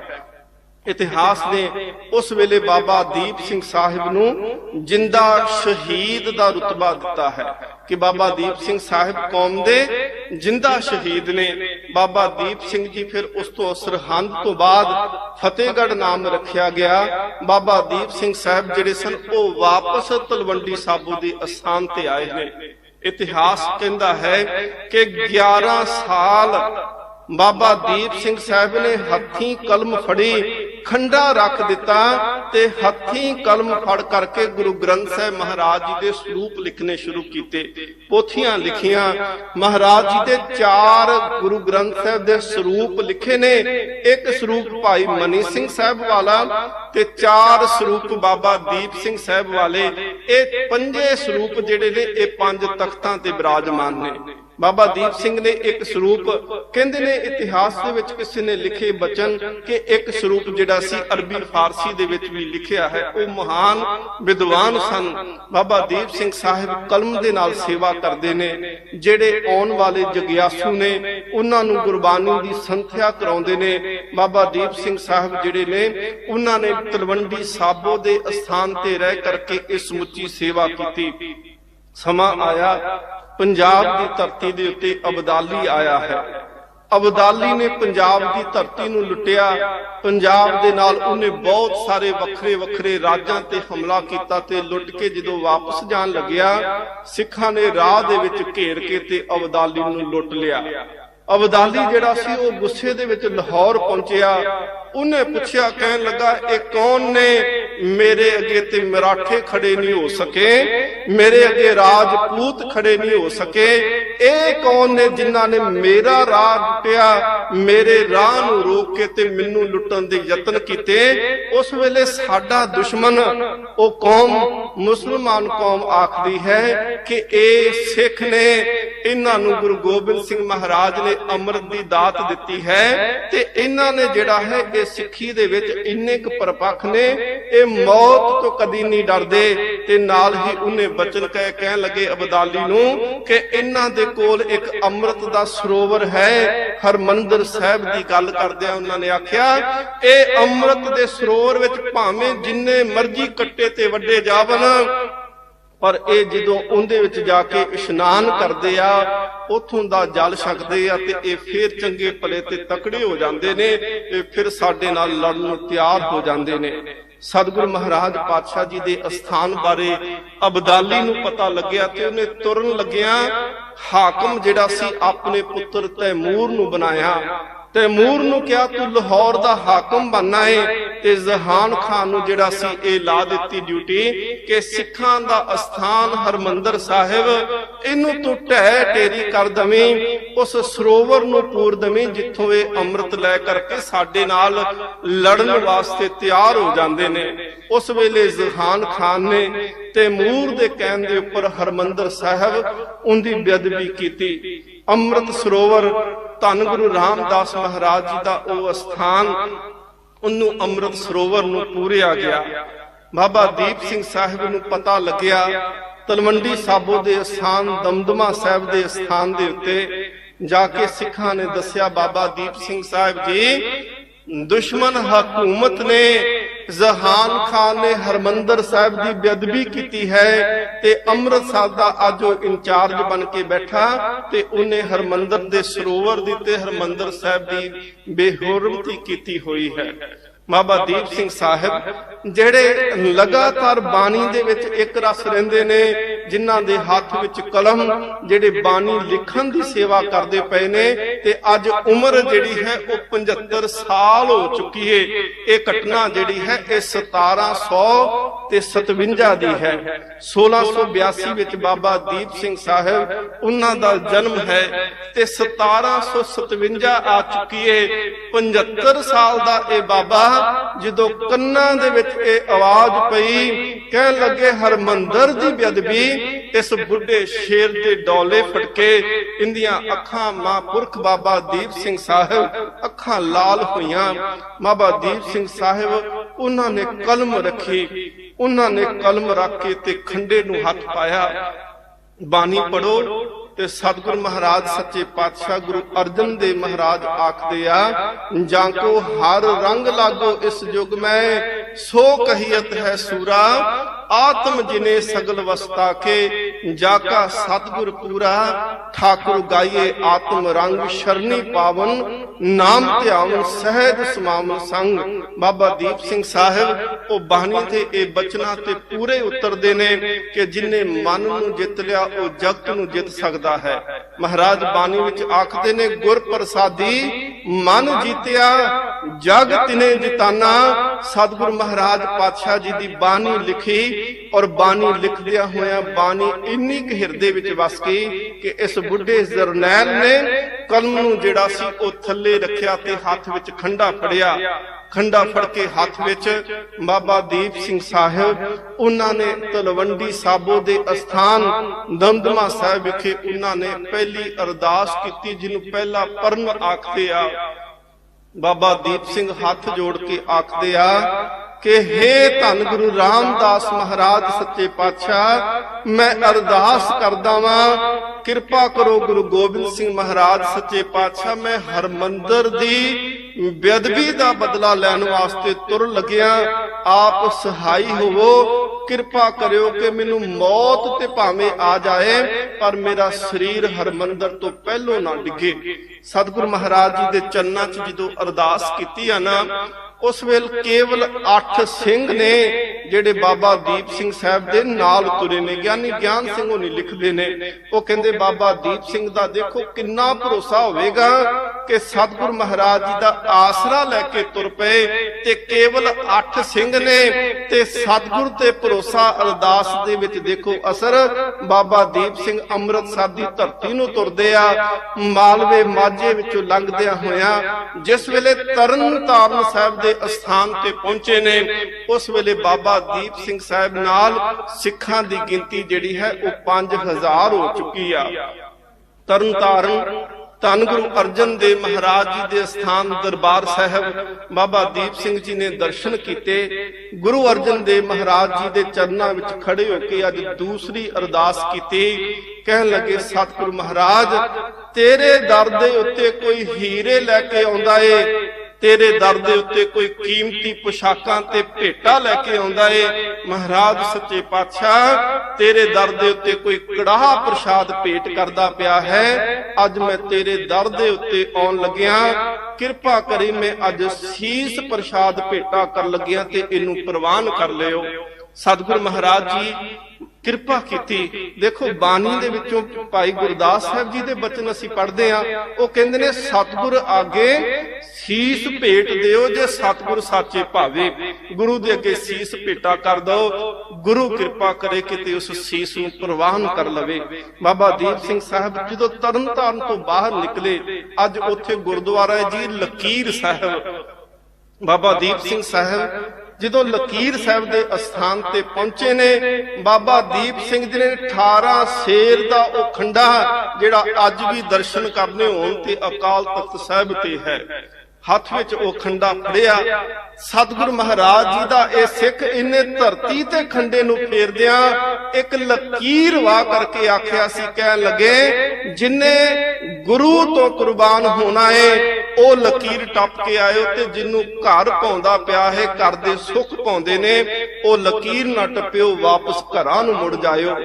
ਉਹ ਇਤਿਹਾਸ ਕਹਿੰਦਾ ਹੈ ਕਿ ਬਾਬਾ ਜੀ ਲਕੀਰ ਖਿੱਚਦੇ ਨੇ ਤੇ 5000 ਵਿੱਚੋਂ ਇੱਕ ਵੀ ਨਹੀਂ ਸੀ ਐਸਾ ਜਿਹੜਾ ਉਸ ਲਕੀਰ ਤੋਂ ਪਿੱਛੇ ਹਟਿਆ ਹੋਵੇ। 5000 ਸਿੱਖ ਸਤਿਗੁਰ ਮਹਾਰਾਜ ਜੀ ਦੇ ਇਹ ਸਿੱਖ ਦੇ ਨਾਲ ਮੋਢੇ ਦੇ ਨਾਲ ਮੋਢਾ ਜੋੜ ਕੇ ਕਹਿੰਦੇ ਬਾਬਾ ਦੀਪ ਸਿੰਘ ਸਾਹਿਬ ਤੁਸੀਂ ਗੁਰੂ ਗੋਬਿੰਦ ਸਿੰਘ ਮਹਾਰਾਜ ਜੀ ਦੇ ਸਿੱਖ ਹੋ, ਤੁਹਾਡੇ ਚਰਨਾਂ ਦੇ ਵਿੱਚ ਸਾਡਾ ਸੀਸ ਨਮਸਕਾਰ ਕਰਦਾ ਏ। ਤੁਸੀਂ ਗੁਰੂ ਗੋਬਿੰਦ ਸਿੰਘ ਮਹਾਰਾਜ ਜੀ ਦੇ ਚਰਨਾਂ 'ਚ ਨਮਸਕਾਰ ਕੀਤੀ ਹੈ। ਜੋ ਤੁਸੀਂ ਬਚਨ ਕਰ ਦਿੱਤਾ ਅਸੀਂ ਉਹਦੇ ਤੋਂ ਪਿੱਛੇ ਕਦੀ ਨਹੀਂ ਹਟਾਂਗੇ। ਬਾਬਾ ਦੀਪ ਸਿੰਘ ਸਾਹਿਬ ਜਦੋਂ ਤੁਰੇ ਤੇ ਉਧਰਲੇ ਪਾਸੇ ਜਹਾਨ ਖਾਨ ਜਿਹੜਾ ਅੰਮ੍ਰਿਤਸਰ ਦਾ ਜਿਹਨੂੰ ਪ੍ਰਬੰਧ ਦਿੱਤਾ ਸੀ, ਇੱਧਰ ਗੁਰੂ ਕੇ ਸਿੱਖ ਉਹ ਨੇ ਜਿਹੜੇ ਗੁਰੂ ਦੇ ਨਾਲ ਪ੍ਰੇਮ ਕਰਦੇ ਆ ਤੇ ਉਸ ਪ੍ਰੇਮ ਦੇ ਵਿੱਚ ਭਿੱਜੇ ਹੋਏ 5000 ਸਿੱਖ ਸਤਿਗੁਰੂ ਮਹਾਰਾਜ ਜੀ ਦੇ ਚਰਨਾਂ 'ਚ ਸੀਸ ਤਿਆਰ ਕਰਕੇ ਭੇਟ ਕਰਨ ਵਾਸਤੇ ਤੁਰ ਪਏ। ਤੇ ਦੂਸਰੇ ਪਾਸੇ 20000 ਫੌਜ ਨੂੰ ਲੈ ਕਰਕੇ ਜਿਹੜਾ ਸੀ ਜਹਾਨ ਖਾਨ ਉਹ ਸਤਿਗੁਰੂ ਮਹਾਰਾਜ ਜੀ ਦੀ ਉਹ ਨਗਰੀ ਤੋਂ ਮੁਕਾਬਲਾ ਕਰਨ ਵਾਸਤੇ ਸਾਹਮਣੇ ਆ ਖਲੋਤਾ। ਹੁਣ ਦੇਖੋ ਇੱਕ ਪਾਸੇ 20000 ਦੀ ਫੌਜ ਹੈ ਤੇ ਉਹ 20000 ਉਹ ਨੇ ਜਿਹੜੇ ਕੇਵਲ ਪੈਸਿਆਂ ਦੇ ਵਾਸਤੇ ਲੜਦੇ ਪਏ ਨੇ ਤੇ ਦੂਸਰੇ ਪਾਸੇ ਉਹ 5000 ਤੁਰੇ ਜਿਹੜੇ ਗੁਰੂ ਤੋਂ ਕੁਰਬਾਨ ਹੋਣ ਵਾਸਤੇ ਨੇ। ਬਾਬਾ ਦੀਪ ਸਿੰਘ ਸਾਹਿਬ ਤੇ ਜਿਹੜੇ ਸਿੱਖ ਸਨ ਉਹ ਗੋਲਵੜ ਤੋਂ ਜਿਹੜੀ ਸੀ ਇਹ ਜੰਗ ਸ਼ੁਰੂ ਹੁੰਦੀ ਆ। ਜੰਗ ਲੜਦਿਆਂ ਲੜਦਿਆਂ ਭਾਈ ਦਿਆਲ ਸਿੰਘ ਉਹਨਾਂ ਨੇ ਸਾਹਮਣੇ ਕੀ ਤੱਕਿਆ, ਹਾਥੀ ਦੇ ਉੱਤੇ ਜਹਾਨ ਖਾਨ ਬੈਠਾ ਏ ਤੇ ਸਿੱਖਾਂ ਨੂੰ ਆਵਾਜ਼ ਮਾਰੀ, ਲਲਕਾਰ ਕੇ ਆਖਿਆ ਕਿ ਉਹ ਜਹਾਨ ਖਾਨ ਜੇ ਜਿਨੇ ਹਰਮੰਦਰ ਦੀ ਬੇਅਦਬੀ ਕੀਤੀ, ਘੋੜਾ ਦੌੜਾਇਆ, ਦੁਸ਼ਮਣ ਨੂੰ ਫੌਜ ਨੂੰ ਚੀਰਦਿਆਂ ਹੋਇਆਂ ਭਾਈ ਦਿਆਲ ਸਿੰਘ ਨੇ ਇੰਨੀ ਘੋੜੇ ਦੀ ਜ਼ੋਰ ਨਾਲ ਛਾਲ ਮਰਵਾਈ ਕਿ ਹਾਥੀ ਦੇ ਉੱਤੇ ਬੈਠੇ ਹੋਏ ਜਹਾਨ ਖਾਨ ਦਾ ਇੱਕੋ ਹੀ ਵਾਰ ਦੇ ਨਾਲ ਸਿਰ ਲਾ ਦਿੱਤਾ ਤੇ ਜਹਾਨ ਖਾਨ ਹਾਥੀ ਤੋਂ ਥੱਲੇ ਡਿੱਗ ਪਿਆ। ਸਿੱਖਾਂ ਦੇ ਵਿੱਚ ਖੁਸ਼ੀ ਤੇ ਦੁਸ਼ਮਣ ਜਿਹੜੇ ਸਨ ਉਹ ਡਰਦਿਆਂ ਹੋਇਆਂ ਉਹਨਾਂ ਭੱਜਣਾ ਸ਼ੁਰੂ ਕੀਤਾ ਕਿ ਜਦੋਂ ਜਰਨੈਲ ਮਾਰਿਆ ਜਾਂਦਾ ਏ ਉਦੋਂ ਫੌਜ ਜਿਹੜੀ ਹੈ ਭਾਵੇਂ ਜਿੰਨੀ ਮਰਜ਼ੀ ਤਾਕਤਵਰ ਕਿਉਂ ਨਾ ਹੋਵੇ ਉਹ ਲੜਨ ਦਾ ਸਾਹਸ ਨਹੀਂ ਕਰਦੀ। ਜਰਨੈਲ ਮਾਰਿਆ ਗਿਆ ਤੇ ਫੌਜ ਭੱਜੀ। ਅੱਗੋਂ ਜਿਹੜਾ ਸੀ ਤੈਮੂਰ ਨੇ ਹੋਰ ਫੌਜ ਭੇਜੀ ਜਿੰਦੀ ਅਗਵਾਈ ਜਿਹੜਾ ਸੀ ਅਮਾਨ ਖਾਨ ਕਰਦਾ ਪਿਆ ਸੀ। ਕਿਸੇ ਨੇ ਜ਼ੈਮਲ ਖਾਨ ਵੀ ਲਿਖਿਆ ਹੈ।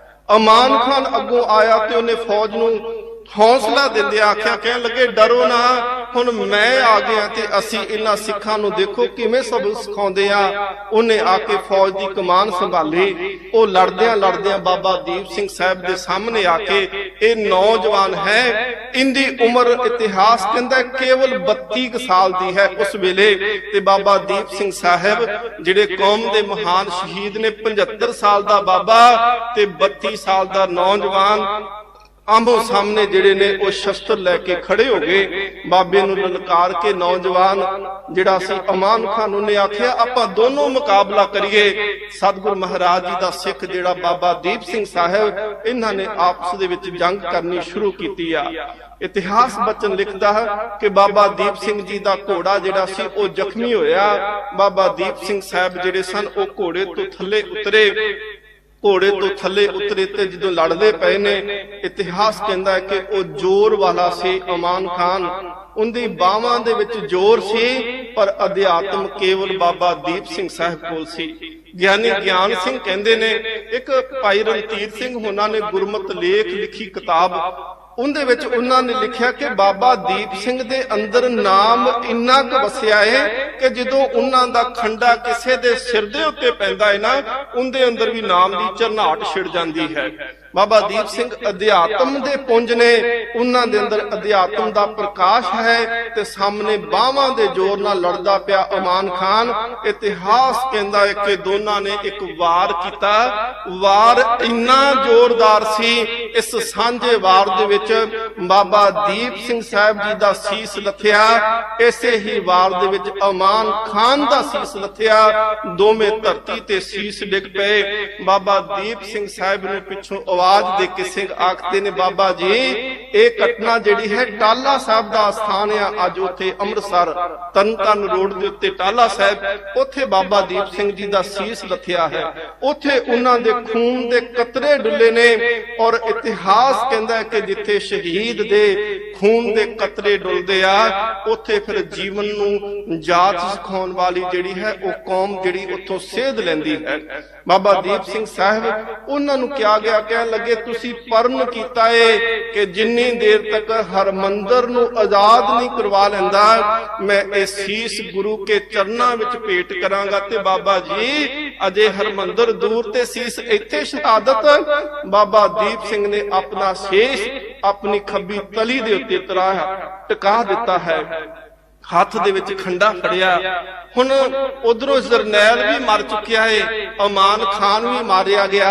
ਤੇ ਜਿਹੜੇ ਮੁਗਲ ਸਨ ਉਹ ਹੁਣ ਲੜਨੋਂ ਵੀ ਡਰਦੇ ਪਏ ਨੇ ਕਹਿੰਦੇ ਜਿਉਂਦਿਆਂ ਨਾਲ ਤੇ ਲੜ ਲਈਏ ਇਹ ਹੁਣ ਮਰੇ ਹੋਏ ਵੀ ਸਿੱਖ ਲੜੀ ਜਾਂਦੇ ਨੇ ਜਿਨ੍ਹਾਂ ਦੇ ਸੀਸ ਲੱਥੇ ਹੁੰਦੇ ਨੇ ਉਹ ਤਲੀ ਤੇ ਸੀਸ ਰੱਖ ਕੇ ਲੜਦੇ ਪਏ ਨੇ ਅਸਲ ਦੇ ਵਿੱਚ ਇਹ ਕੱਲੀ ਸ਼ਹਾਦਤ ਵੀ ਨਹੀਂ ਆ ਇਹ ਗੁਰਬਾਣੀ ਦੇ ਸ਼ਬਦ ਦੀ ਵੀ ਵਿਆਖਿਆ ਹੈ गुरु नानक देव महाराज जी के बचन ने जी वारां ते वधीक दे अंदर जो तो प्रेम खेलन का चाओ सिर तर तली गली मेरी आओ उथे हंकार रूपी सिर नूं वड के महाराज कहंदे गुरु दे प्रेम विच भिज के परमात्मा दे मार्ग ते तुरी ते बाबा दीप सिंह इन्ने प्रेम दे विच भिजे होए प्रेम दी खेड खेडदियां होया सीस लथ चुका है तली ते सीस रखदियां ओ दुश्मन नाल लड़दियां होया हरमंदर साहिब भी परिक्रमा विच पहुंच चुके ने हरमंदर ਉਹ ਹੈ ਜਿਹਨੂੰ ਸਤਿਗੁਰ ਮਹਾਰਾਜ ਕਹਿੰਦੇ ਹਰ ਜਪੇ ਹਰਮੰਦਰ ਸਾਜਿਆ ਸੰਤ ਭਗਤ ਗੁਣ ਗਾਵੇ RAM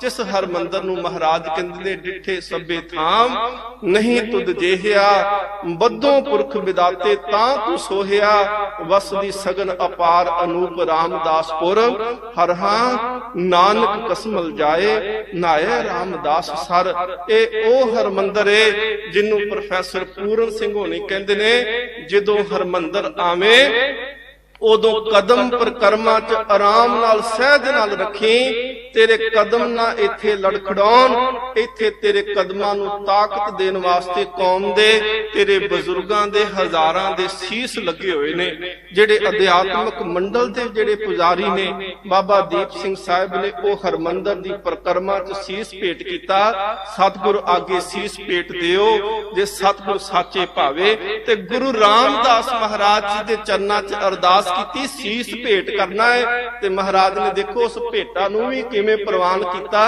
ਆਪਣੀਆਂ ਪ੍ਰਕਰਮਾਂ ਦੇ ਵਿੱਚ ਬਾਬਾ ਦੀਪ ਸਿੰਘ ਸਾਹਿਬ ਨੂੰ ਸਦਾ ਵਾਸਤੇ ਥਾਂ ਦੇ ਦਿੱਤੀ ਹਰਮੰਦਰ ਨੂੰ ਢਾਉਣ ਵਾਸਤੇ ਇਹ ਉਸ ਦਿਨ ਦੇ ਯਤਨ ਨਹੀਂ ਹੋਏ ਜਿੱਦਣ ਦਾ ਗੁਰੂ ਅਰਜਨ ਦੇਵ ਜੀ ਨੇ ਬਣਾਇਆ ਹੈ ਅੱਜ ਤੱਕ ਇਹ ਯਤਨ ਹੋਏ ਆ ਜੂਨ 84 ਦੇ ਵਿੱਚ ਹਿੰਦੁਸਤਾਨ ਦੀ ਸਰਕਾਰ ਨੇ ਢਾਉਣ ਦੇ ਯਤਨ ਕੀਤੇ ਪਰ ਉਹ ਬੁੱਢਾ ਜਰਨੈਲ ਕੱਲਾ 1757 ਵਿੱਚ ਹੀ ਦੁਸ਼ਮਣ ਨੂੰ ਨਹੀਂ ਰੋਕਦਾ ਜਦੋਂ ਜੂਨ 84 ਵਿੱਚ ਵੀ ਟੈਂਕ ਪ੍ਰਕਰਮਾਂ ਵਿੱਚ ਆਏ ਤੇ ਇਤਿਹਾਸ ਪੜ੍ਹ ਕੇ ਦੇਖੋ ਬਾਬਾ ਦੀਪ ਸਿੰਘ ਦੇ ਅਸਥਾਨ ਤੋਂ ਅੱਗੇ ਟੈਂਕ ਉਦੋਂ भी नहीं जा सके अज भी वो शहीद उत्थे है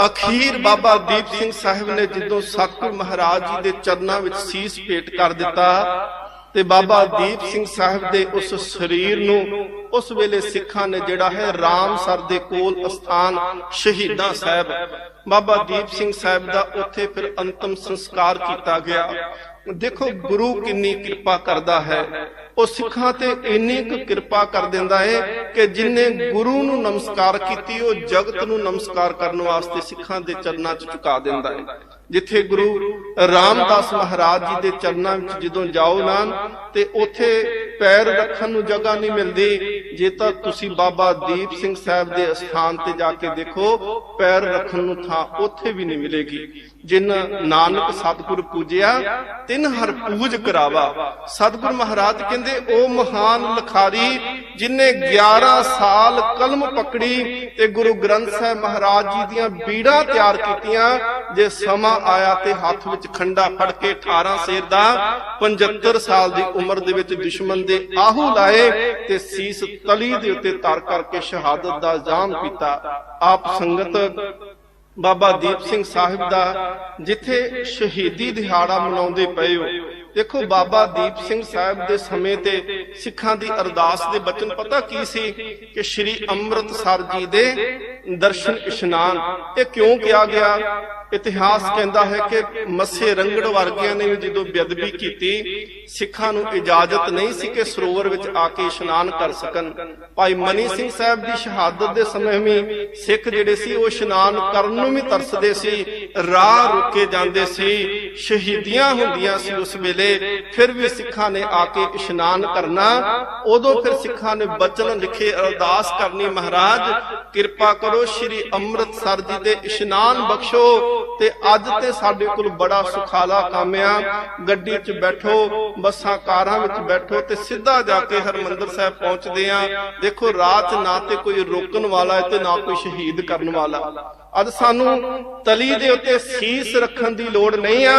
ਇਹ ਤਲੀ ਨੂੰ ਸਤਿਗੁਰ ਮਹਾਰਾਜ ਅੱਗੇ ਬੁੱਕ ਬਣਾ ਕੇ ਗੁਰੂ ਗੋਬਿੰਦ ਸਿੰਘ ਮਹਾਰਾਜ ਨੂੰ ਕਹੋ, ਕਿਰਪਾ ਕਰੋ ਸਤਿਗੁਰੂ, ਸਾਨੂੰ ਵੀ ਬਾਬਾ ਦੀਪ ਸਿੰਘ ਵਾਂਗੂ ਅੰਮ੍ਰਿਤ ਦੀ ਦਾਤ ਸਾਡੀ ਇਸ ਬੁੱਕ ਦੇ ਵਿੱਚ ਪਾ ਦਿਓ, ਤਾਂ ਕਿ ਅਸੀਂ ਤੇਰੇ ਪੁੱਤਰ ਤੇ ਧੀਆਂ ਬਣ ਸਕੀਏ। ਸਤਿਗੁਰੂ ਮਹਾਰਾਜ ਸੱਚੇ ਪਾਤਸ਼ਾਹ ਬਖਸ਼ਿਸ਼ ਰਹਿਮਤ ਕਰਨ। ਆਪ ਸੰਗਤ ਜਿੱਥੇ ਇਸ ਅਸਥਾਨ ਦੇ ਉੱਤੇ ਸਤਿਗੁਰੂ ਮਹਾਰਾਜ ਜੀ ਦੇ ਚਰਨਾਂ ਵਿੱਚ ਜੁੜ ਕੇ ਬੈਠੇ ਹੋ, ਇਹ ਉਪਰਾਲਾ ਗੁਰਮੁਖ ਪਿਆਰਿਆਂ ਨੇ ਕੀਤਾ। ਭਾਈ ਮਨਜੀਤ ਸਿੰਘ ਜੀ, ਬਾਬਾ ਦਲਬੀਰ ਸਿੰਘ ਜੀ, ਆਪ ਸਮੁੱਚੇ ਗੁਰਮੁਖ ਪਿਆਰੇ ਜਿਨ੍ਹਾਂ ਨੇ ਹਰ ਸਾਲ ਦੀ ਤਰ੍ਹਾਂ ਇੱਥੇ ਜਿਹੜਾ ਅਸੀਂ ਇਸ ਸਮਾਗਮ ਦੇ ਵਿੱਚ ਆਪ ਪਹੁੰਚਦੇ ਹੋ ਤੇ ਗੁਰਮੁਖ ਪਿਆਰਿਆਂ ਦਾ ਸਹਿਯੋਗ ਕਰਦੇ ਹੋ। ਆਪ ਇਹਨਾਂ ਸਮਾਗਮਾਂ ਦਾ ਲਾਹਤ ਪ੍ਰਾਪਤ ਕਰਦੇ ਹੋ। ਆਪ ਸਾਰੀ ਹੀ ਸੰਗਤ ਦਾ ਹਾਰਦਿਕ ਤੌਰ ਤੇ ਧੰਨਵਾਦ। ਕੌਮ ਦੇ ਮਹਾਨ ਵਿਦਵਾਨ ਭਾਈ ਲਵਲਪ੍ਰੀਤ ਸਿੰਘ ਜੀ, ਪ੍ਰਚਾਰਕ ਸ਼੍ਰੋਮਣੀ ਗੁਰਦੁਆਰਾ ਪ੍ਰਬੰਧਕ ਕਮੇਟੀ, ਕਿਉਂਕਿ ਉਹ ਇਸ ਹਲਕੇ ਦੇ ਵਿੱਚ ਧਰਮ ਪ੍ਰਚਾਰ ਦੇ ਰਾਹੀਂ ਜਿਹੜਾ ਹੈ ਉਹ ਸੰਗਤ ਦੀ ਸੇਵਾ ਕਰਦੇ ਨੇ, ਉਹ ਵੀ ਵਿਸ਼ੇਸ਼ ਤੌਰ ਤੇ ਪਹੁੰਚੇ ਨੇ। ਗੁਰਮੁਖ ਪਿਆਰਿਆਂ ਦਾ ਕਵੀਸ਼ਰ ਜੱਥਾ ਵੀ ਪਹੁੰਚ ਚੁੱਕਾ ਹੈ। ਜਿਤਨਾ ਸਮਾਂ ਆਪ ਸੰਗਤ ਨੇ ਬਖਸ਼ਿਸ਼ ਕੀਤਾ ਸੀ, ਆਪ ਸੰਗਤ ਦੇ ਨਾਲ ਤੁਸ਼ ਬੁੱਧੀ ਦੇ ਅਨੁਸਾਰ, ਕਿਉਂਕਿ ਬ੍ਰਹਮ ਗਿਆਨੀ ਦਾ ਜੀਵਨ ਜਿਹੜਾ ਹੈ ਉਹ ਕਹਿਣਾ ਕਠਨ ਹੈ। ਬ੍ਰਹਮ ਗਿਆਨੀ ਕੀ ਸੋਭਾ ਬ੍ਰਹਮ ਗਿਆਨੀ ਬਣੀ, ਮੰਨੇ ਕੀ ਗਤ ਕਹੀ ਨਾ ਜਾਏ, ਜੇ ਕੋ ਕਹੈ ਪਿਛੇ ਪਛਤਾਏ, ਕਾਗਦ ਕਲਮ ਨਾ ਲਿਖਨ ਹਾਰ, ਮੰਨੇ ਕਾ ਬਹਿ ਕਰਨ ਵਿਚਾਰ। ਗੁਰੂ ਸਾਹਿਬ ਕਿਰਪਾ ਕਰੇ। ਆਪ ਸਾਰੀ ਸੰਗਤ ਦਾ ਹਾਰਦਿਕ ਤੌਰ ਤੇ ਧੰਨਵਾਦ। ਪ੍ਰਬੰਧਕ ਸੱਜਣਾ ਦਾ ਬਹੁਤ ਬਹੁਤ ਧੰਨਵਾਦ। ਕੋਟਾਨ ਕੋਟ ਸ਼ੁਕਰ ਧੰਨ ਗੁਰੂ ਗ੍ਰੰਥ ਸਾਹਿਬ ਸੱਚੇ ਪਾਤਸ਼ਾਹ ਮਹਾਰਾਜ ਜੀ ਦਾ ਆਸੀਸ ਬਖਸ਼ੋ। ਬੋਲਦਿਆਂ ਹੋਈਆਂ ਬੇਅੰਤ ਭੁੱਲਾਂ ਦੀ ਖਿਮਾ, ਸ਼ਹਾਦਤ ਦਾ ਮਨਾਇਆ ਦਿਨ ਸਾਡਾ ਸਫਲ ਹੋ ਜਾਏ। ਅਰਦਾਸ ਗੁਰੂ ਚਰਨਾਂ ਵਿੱਚ ਕਰਕੇ ਜਾਇਓ ਕਿ ਮਹਾਰਾਜ ਅਸੀਂ ਕਿਤੇ ਐਵੇਂ ਨਾ ਹੋਵੇ ਕਿ ਐਵੇਂ ਬੇਅਮਰਤੀਏ ਸੰਸਾਰ ਤੋਂ ਚਲੇ ਜਾਈਏ। ਗੁਰੂ ਕੇ ਚਰਨਾਂ ਵਿੱਚ ਜੁੜ ਕੇ ਅੰਮ੍ਰਿਤ ਦੀ ਦਾਤ ਪ੍ਰਾਪਤ ਕਰਕੇ ਜੀਵਨ ਸਫਲਾ ਕਰੀਏ ਜੀ। ਬੋਲਦਿਆਂ ਹੋਈਆਂ ਭੁੱਲਾਂ ਦੀ ਖਿਮਾ ਬਖਸ਼ੋ, ਆਸੀਸ ਬੁਲਾਓ, ਫਤਿਹ।